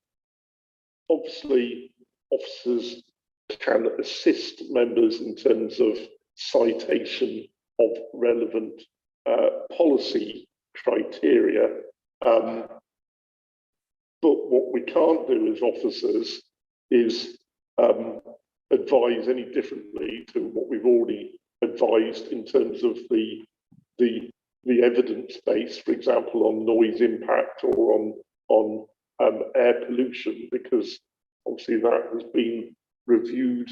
And with regard to noise, you've heard from the qualified acoustician today, which was independently instructed on the councillor's behalf. So, you know, it is open for you to members. I can hear from, you know, voices expressed by certain councillors that there is a nervousness and concerns, but you will have to express that with clear reasoning backed up by the evidence if you are going to go against the officer recommendation. Thank you, Simon. What I would like to do is adjourn for 5 minutes while I take legal advice here and advice from the officers, and I'll get back to you for further procedure. If you want to take a coffee break or have a drink for 5 minutes, a comfort break, 5 minutes. Thank you.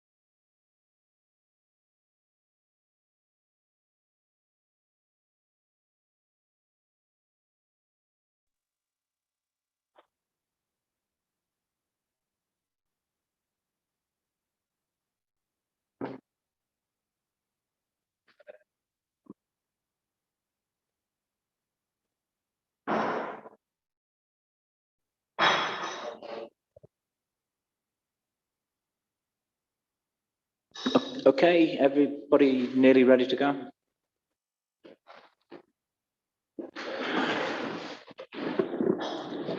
Okay, on the advice of the monitoring officer and the planning officer, what I intend to do here is throw this to debate, and then we'll be open to any new motion that will be seconded, and we'll take a vote after that. So I'll open the floor to debate.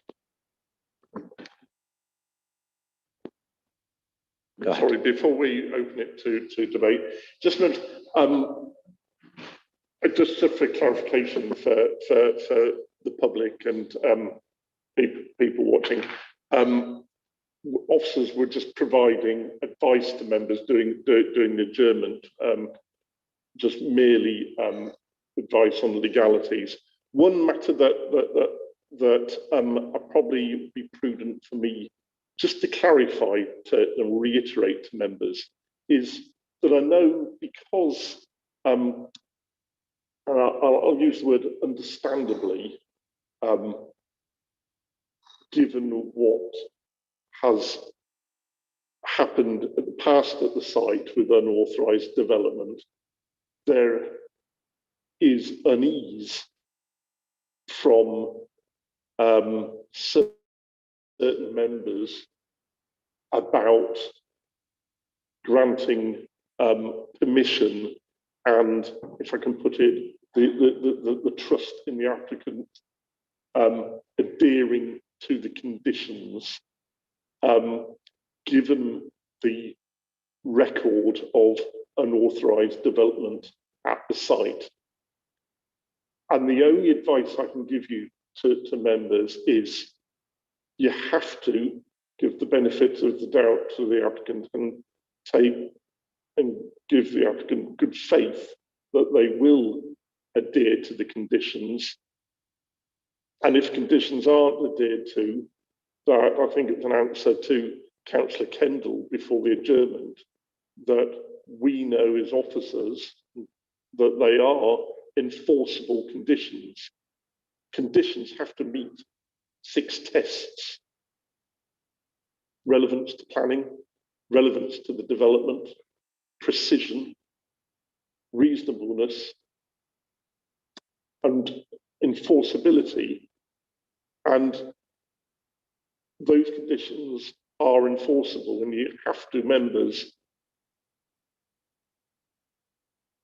you cannot make the assumption or have fears that conditions are not going to be accorded with, guiding how you vote in this matter.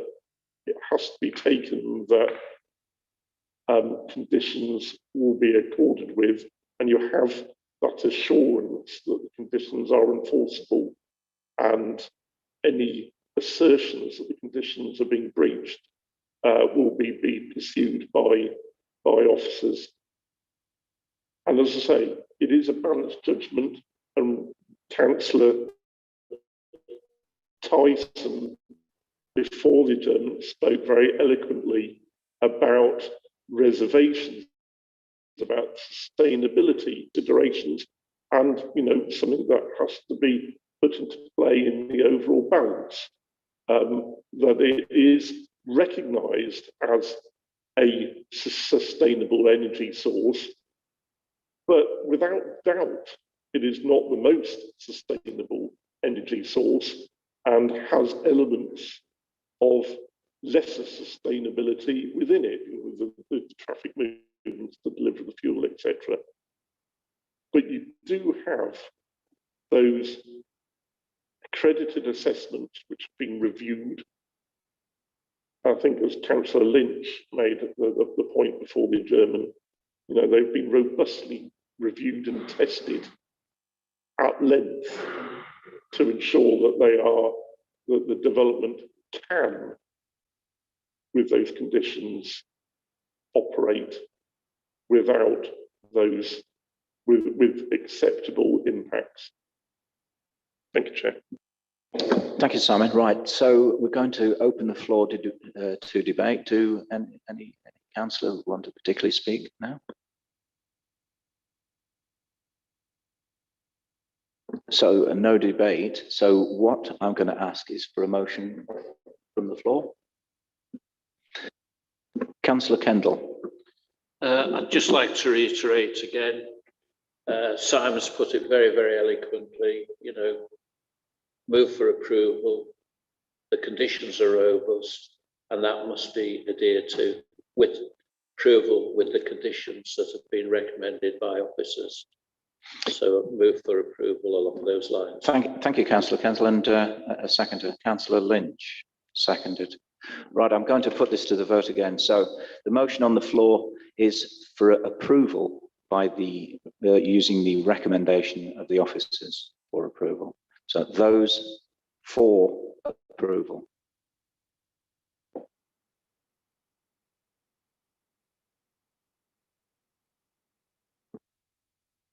Those against.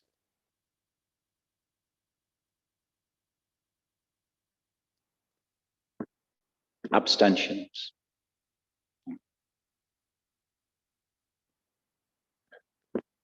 The motion has fallen. The votes were 4-3 with 1 abstention against. So I don't know how we proceed here. Let me take advice. Yeah, we need a motion from the floor. If members have got concerns, then they need to, if they want to put forward refusal, they need to bring them concerns forward with the planning grounds and put them forward for then that to be seconded and members to vote on, taking advice from officers. So if members want to formulate and discuss their reasons.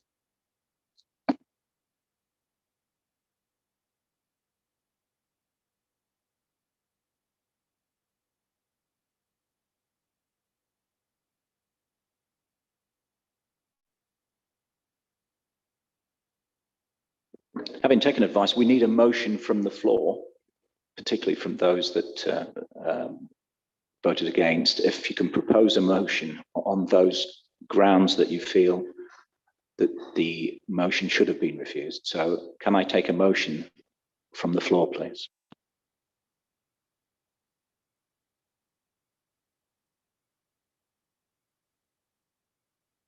Councillor McCarran-Holmes.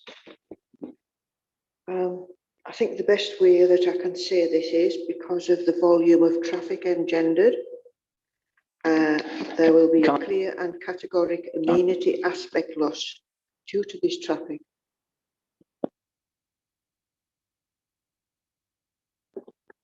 Is that okay, Simon? Thank you, Chair. Thank you, Councillor McCarran-Holmes. So it's certainly a material planning consideration, the highways impact. I'd probably suggest, Councillor McCarran-Holmes, that you refer to policy S22. So I'll just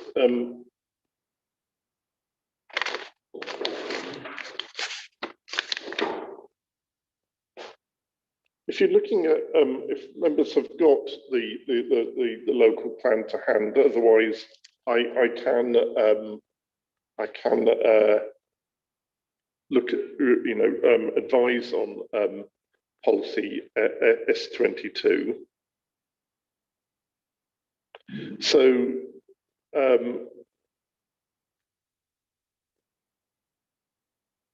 it's to do with highway safety. An S22 criterion B says that development should be accessed safely and that they do not compromise the safety of any transport route. It says including railway lines and level crossings. You also have in the more general policies, I think policy S2 has criterion in it, if you bear with me.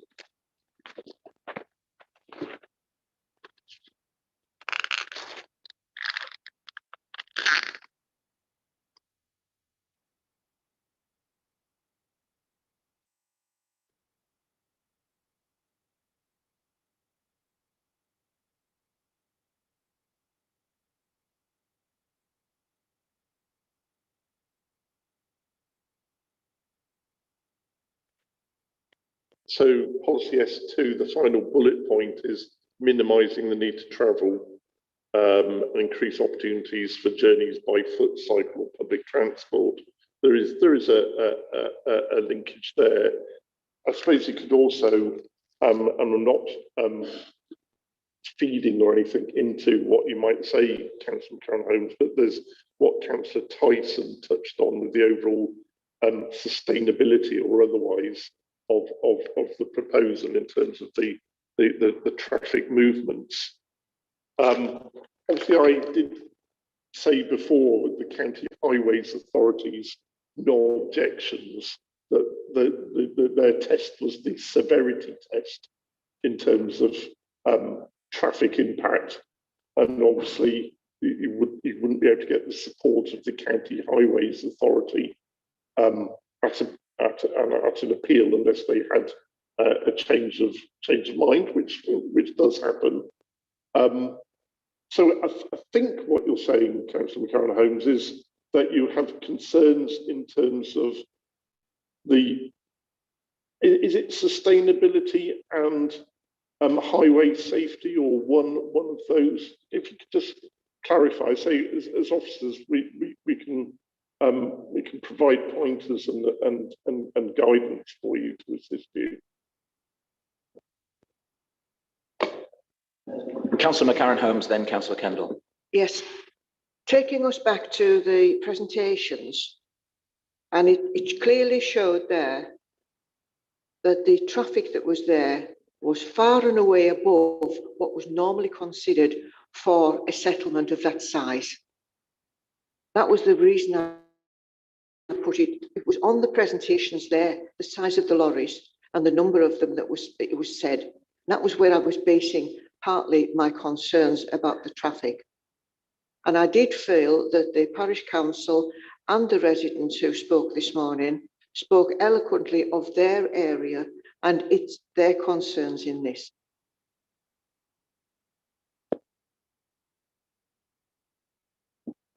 Councillor Kendall. Thanks very much. You know, I've sympathy with the statement that Councillor Holmes has made. But if we, in the report pack on page 22, 1229, there's a statement made here. The County Highways Authorities have been consulted. The Highways Authorities have replied, taking into account the existing use of the property and the information submitted, it is considered that the proposal will be unlikely to have a material effect on existing highway conditions. We therefore confirm that the Highways Authority has no objection to the proposals. Is that something that our planning officers agree with? Or I've just asked the question. Well, thank you, Councillor Kendall. Obviously, it's quite clear what the officer's opinion is, which obviously is supported by the County Highways Authority. But just thank you for that, Councillor Kendall. Just going back to Councillor Holmes, I think, Councillor, it sounds as if it's the increase in the amount of traffic and then the type of traffic, the heavy goods vehicles, and the nature of the highways that are on offer to serve the site. As I alluded to earlier, Langrig is served by only small lanes.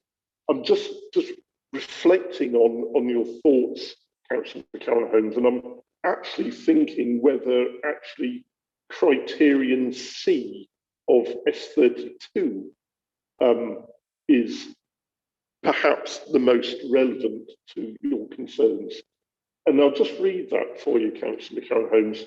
Proposals will not be supported where they would, and C says, generate severe highway infrastructure or network problems in relation to access, road safety, traffic flow, or car parking. It's a question, I suppose, to you, Councillor Holmes. Is that reflective of your concerns?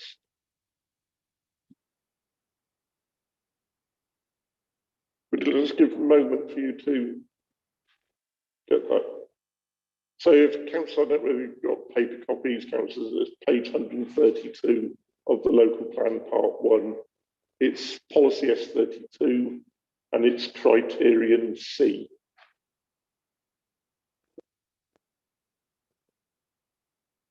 It's S32, not S22. 32? Yeah, yeah, I said upon reflection of your comments, I'm suggesting that S32, just a minute.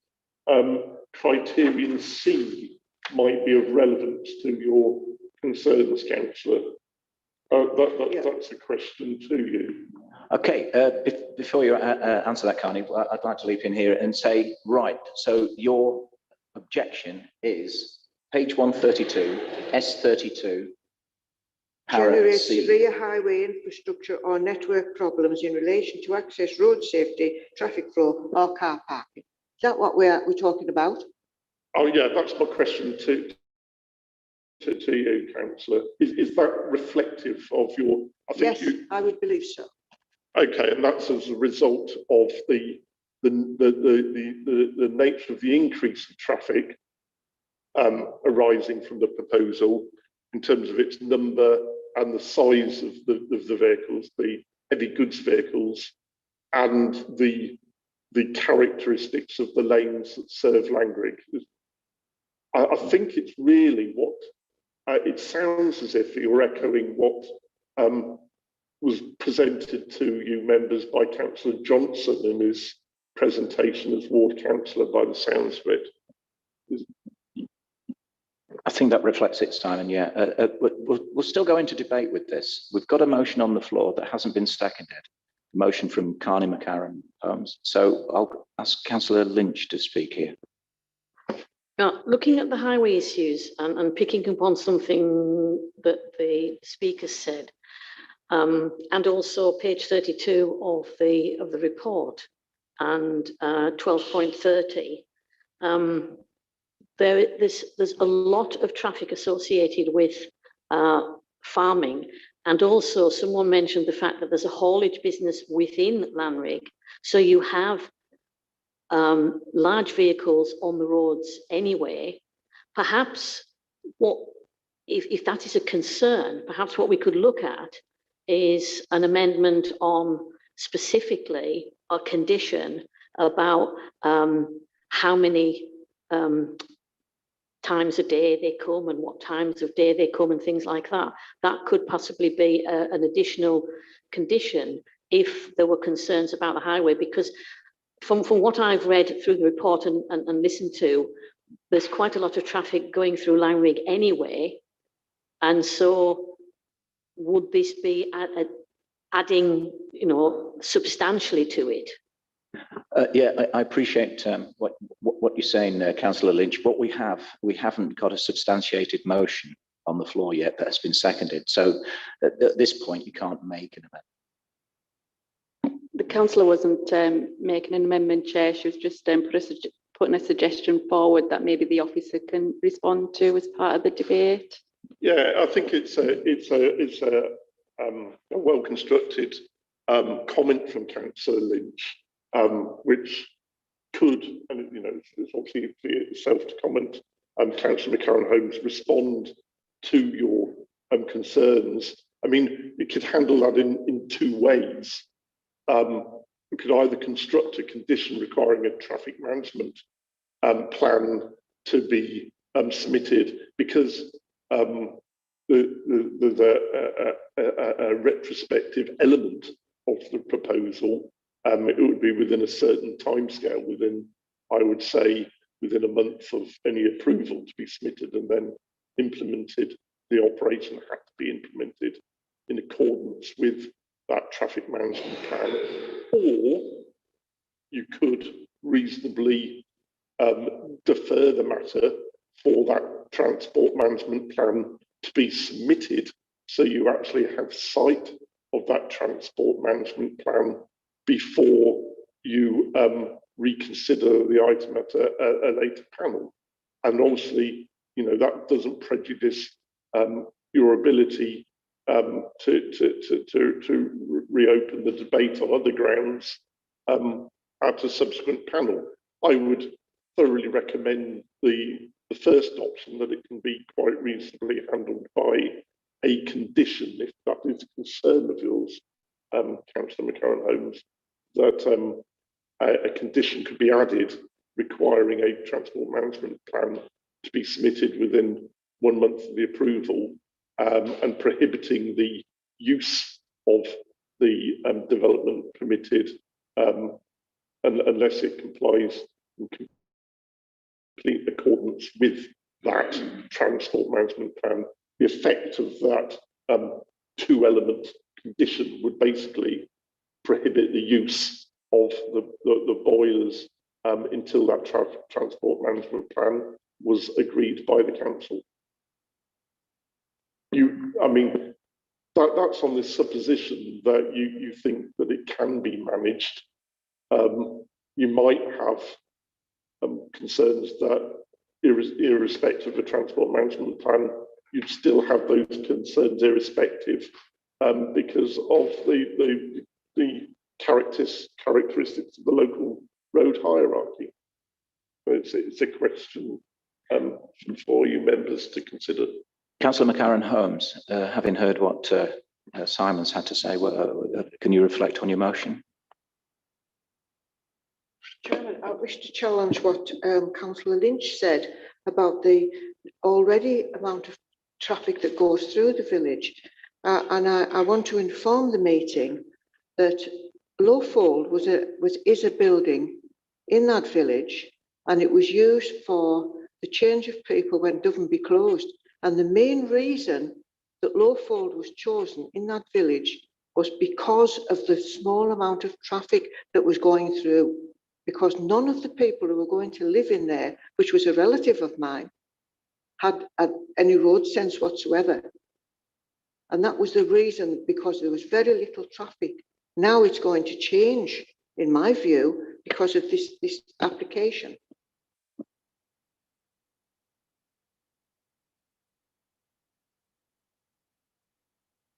So currently we have a motion on the floor. Is that motion seconded? Councillor Daniels. Chair, just prior to moving on, can the officer just confirm the reason for refusal that's set out before the members vote? So I understand it, and it would be for you to confirm, Councillor McCarran-Holmes, that you consider that there is conflict arising from the proposal with policy S32 of the Allerdale Local Plan Part 1, criterion C, because the proposal would generate severe highway infrastructure network problems in relation to access and road safety.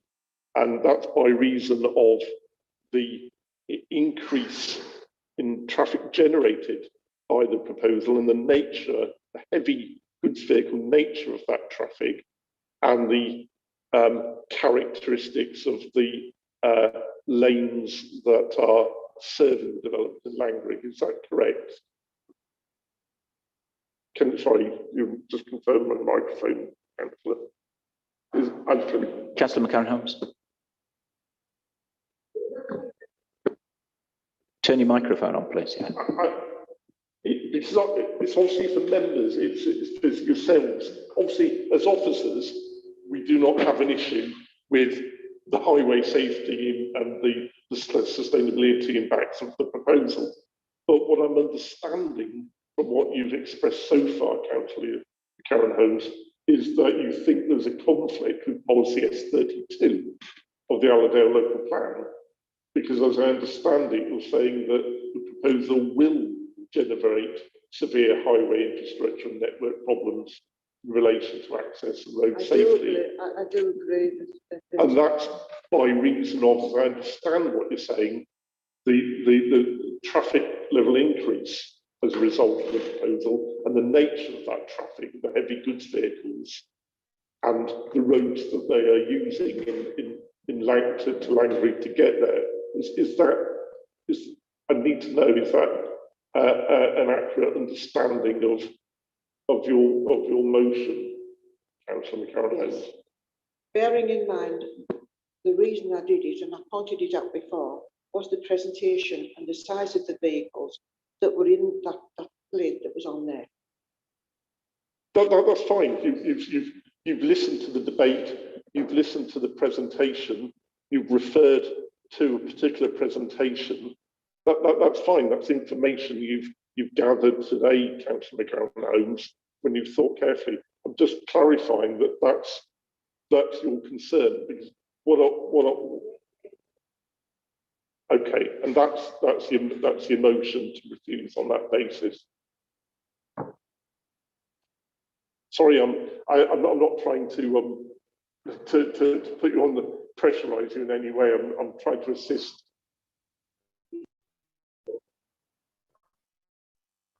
Okay. Yes.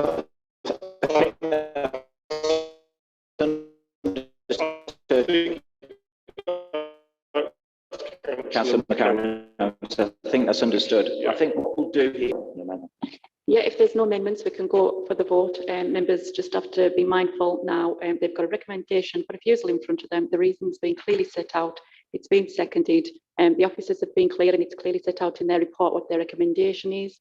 Members have to be mindful of what the statutory consultees' responses are, and that they're making this decision based on the reasons set out before them, and that obviously they considered it robust enough in facing any challenge going forward. And go to the vote, Chair.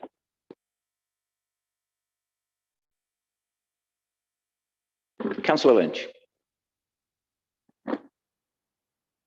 I think it's very important what Sharon has just said of challenge going forward, because if you look at the highway issues on page 32 and over onto page 33, the county highways have gone through a number of things, same things as I said before.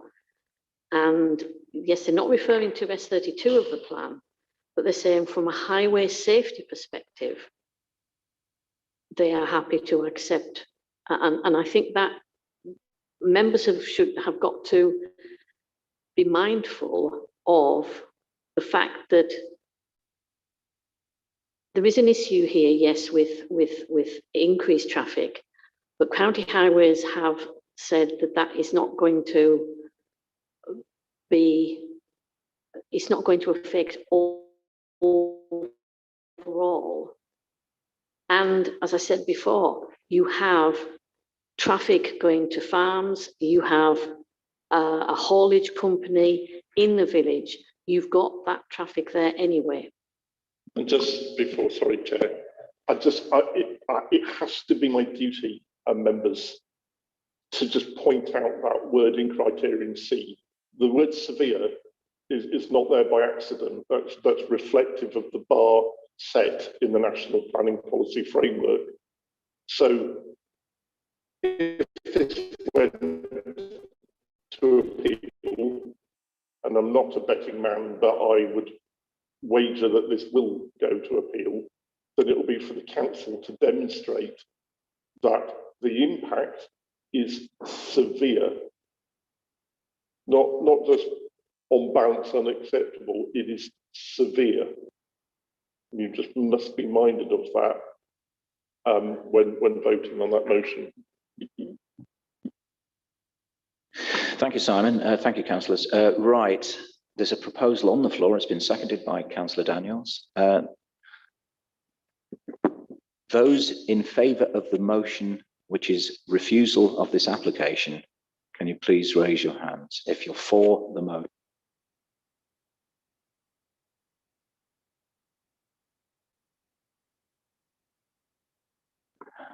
Those against?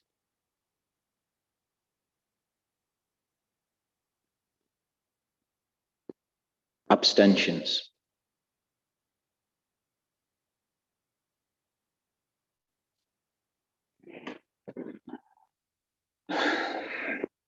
That's 3 for, 3 against, 2 abstentions. We're right down the middle. Chair, in accordance with the Constitution, when there's a tie, the Chair has a casting vote.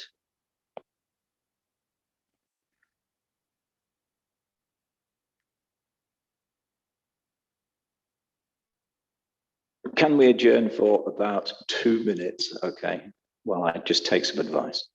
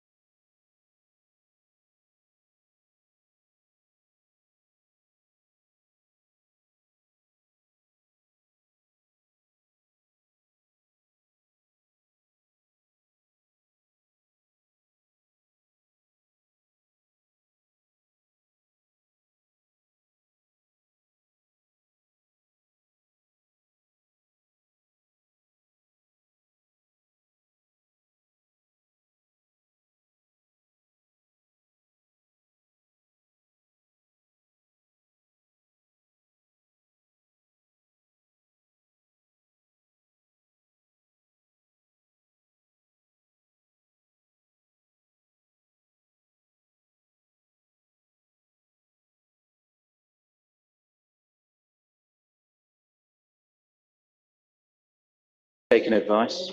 Everyone take the seats.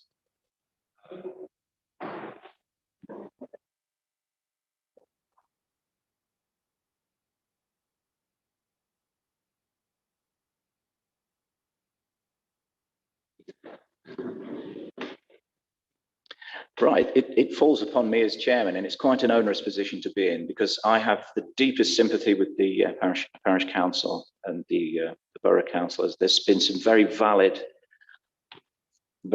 arguments, and there's been extensive explanations by the officers. There's a feeling of unease about the applicant, and I think what I want to propose to do is I will vote against the motion for refusal. But what I want from the floor is a proposal, and it's only a suggestion, and this is my understanding. We then are left in a position to, because of the concerns of the transport and the traffic, which was quite clear on the presentation, is do we go for a deferral or do we go for a condition? And what I'd like to do in this position is, first of all, I will vote for refusal, vote against refusal, because the grounds and the word severe is very, very difficult to substantiate in any legal argument. It is an onerous position for me, but what I want to do is I want to throw it onto the floor. This is clearly a divided issue, and it's clearly difficulty in refusing the application, but I personally am not happy about the transport at all. And I think it needs debate and it needs further explanation as to procedure. So what I'm going to do is vote for refusal. Sorry, Chair. So, for clarity, are you? I'm voting against the motion for refusal. You're voting against the motion for refusal. So we're going back to the floor for debate. We haven't got a positive decision on the floor. What I'd like to do now, I know this is dragging on, but it's an exceptionally important emotive issue for the local people and obviously the people that want to run their business. And we've got to leave no stone unturned. So what I'm going to do is open this up again to debate. And what I would like to be considered as the chairman, I want the transport situation to be considered. I want to be the severe impact to be absolutely clarified to the point that we can justify refusal. And I want to take it from there. Okay. Councillor Lynch, this is debate.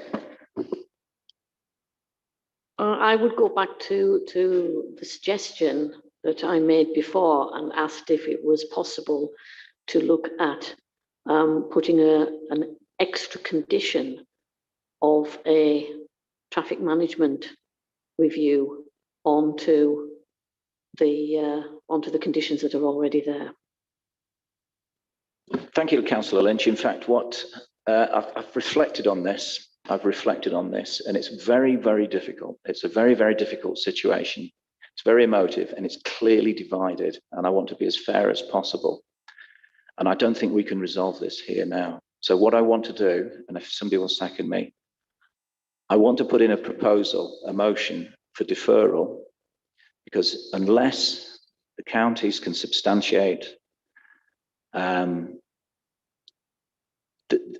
unless the opposers can substantiate severe, what sort of traffic management can be put in place? What type of experience has the council got with this traffic management situation?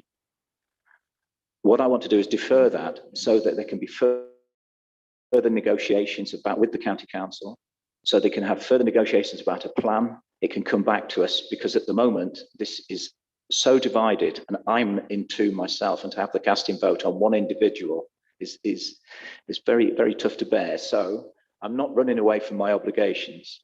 It's just that I'm aware this is a divided opinion. There's a parish council, which is the country parish councils are dear to my heart. My opinion does matter, but I think we have to be scientific and we have to focus quite clearly on the word severe effect in terms of transport. Everything's been taken else has been taken care of in terms of emissions and noise. So that's my view. So my motion is for deferral. Any seconder? I'll second that, Chair. Councillor Daniels. Chair. Thank you. So we go to the vote. Can we go to the vote? Yeah, so I think, my understanding of the motion, Councillor, is there is some outstanding concerns about transport impact, and the deferral is to explore what measures could be put in a transport management plan to mitigate that impact to acceptable levels. So without prejudice. So what will be brought back to you is the options as to what a transport management plan would look like, so members can then determine whether that responds to the concerns from particular members. That's exactly it. And I think if members understood that clearly, then I hope you can go along with me with this. Right, so I'm going to put it to the vote. The motion is very clear, simply for deferral to analyse the county council's attitude, the Allerdale Borough Council's planners, the environmental people, in terms of how and what the impact of transportation is on this application when it comes before us again. So those four. Sorry, Councillor, that's slightly different to. Sorry. I understood that you were looking at what solutions in terms of transport, what a transport management plan could look like, and whether that would respond to concerns, yes, yeah, rather than the county reassessing. Yes, sorry, I was being over elaborate there. I think that's quite correct. As Simon said, this is what we're going to do: is look at a transportation management plan. Point of clarification, Chairman. In this assessment with the county council for this transport management plan, will the parish council have the right to have their say in this? Yes, because it will come before us again in planning. So if that's clear with everybody, it's a very, very difficult decision we have in front of us, but I put a motion forward for deferral. It's been seconded by Councillor Daniels. Those for the motion. Can I just ask something for clarity, please? Because you said about an assessment by the county council. No, Simon's can I be very clear as to what this traffic management review that we're voting on deferral? If I could just ask Simon what that would actually mean, please. Thank you. My understanding from Councillor Anderson's motion is it for it to be explored with the county council as to what measures could be included in a transport management plan, and those options in terms of transport management plan components will be brought back to members for members' consideration as to whether those components respond to their concerns about traffic impact. So it's not actually for the transport, as I understand it, for a transport management plan to be prepared by the applicant. It's for advice from the county council, which will be brought back to members by Allerdale officers in terms of the transport management components that could be in place for a transport management plan. And I'll make a suggestion which we can't commit to because there's no county officers here to provide that commitment, but we'll also try and invite a county highways officer back to the meeting. I think that's an excellent proposition. I think the confusion concerned with the transportation is what's promised in terms of transport arrivals and departures from the business and what's actually analysed and seen by the local people.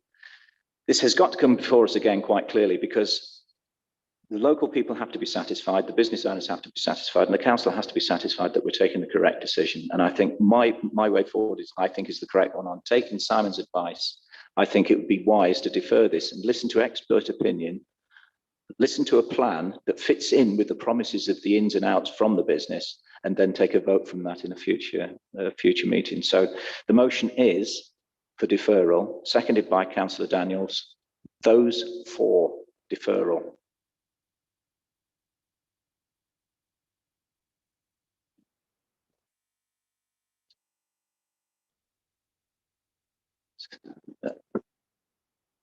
Those against? Abstentions? The motion 7 to 1 abstention for a deferral. Thank you.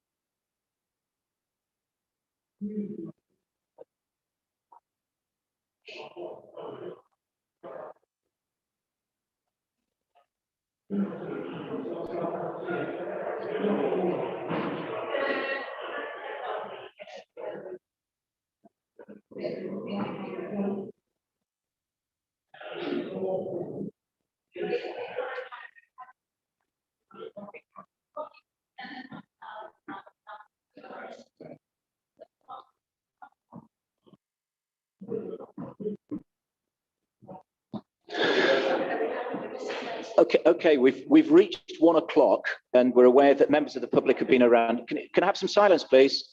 Can I have some quiet, please? Right, what we're going to do, we're going to adjourn for lunch. I'm aware that members of the public have been here for 3 hours, and I'm consistently aware of that. We're going to have a break, and just by a quirk of how these things happen, we've got a second planning application that alludes to the first. So what we'll do is have a half-hour break, and we'll go straight into that second planning application.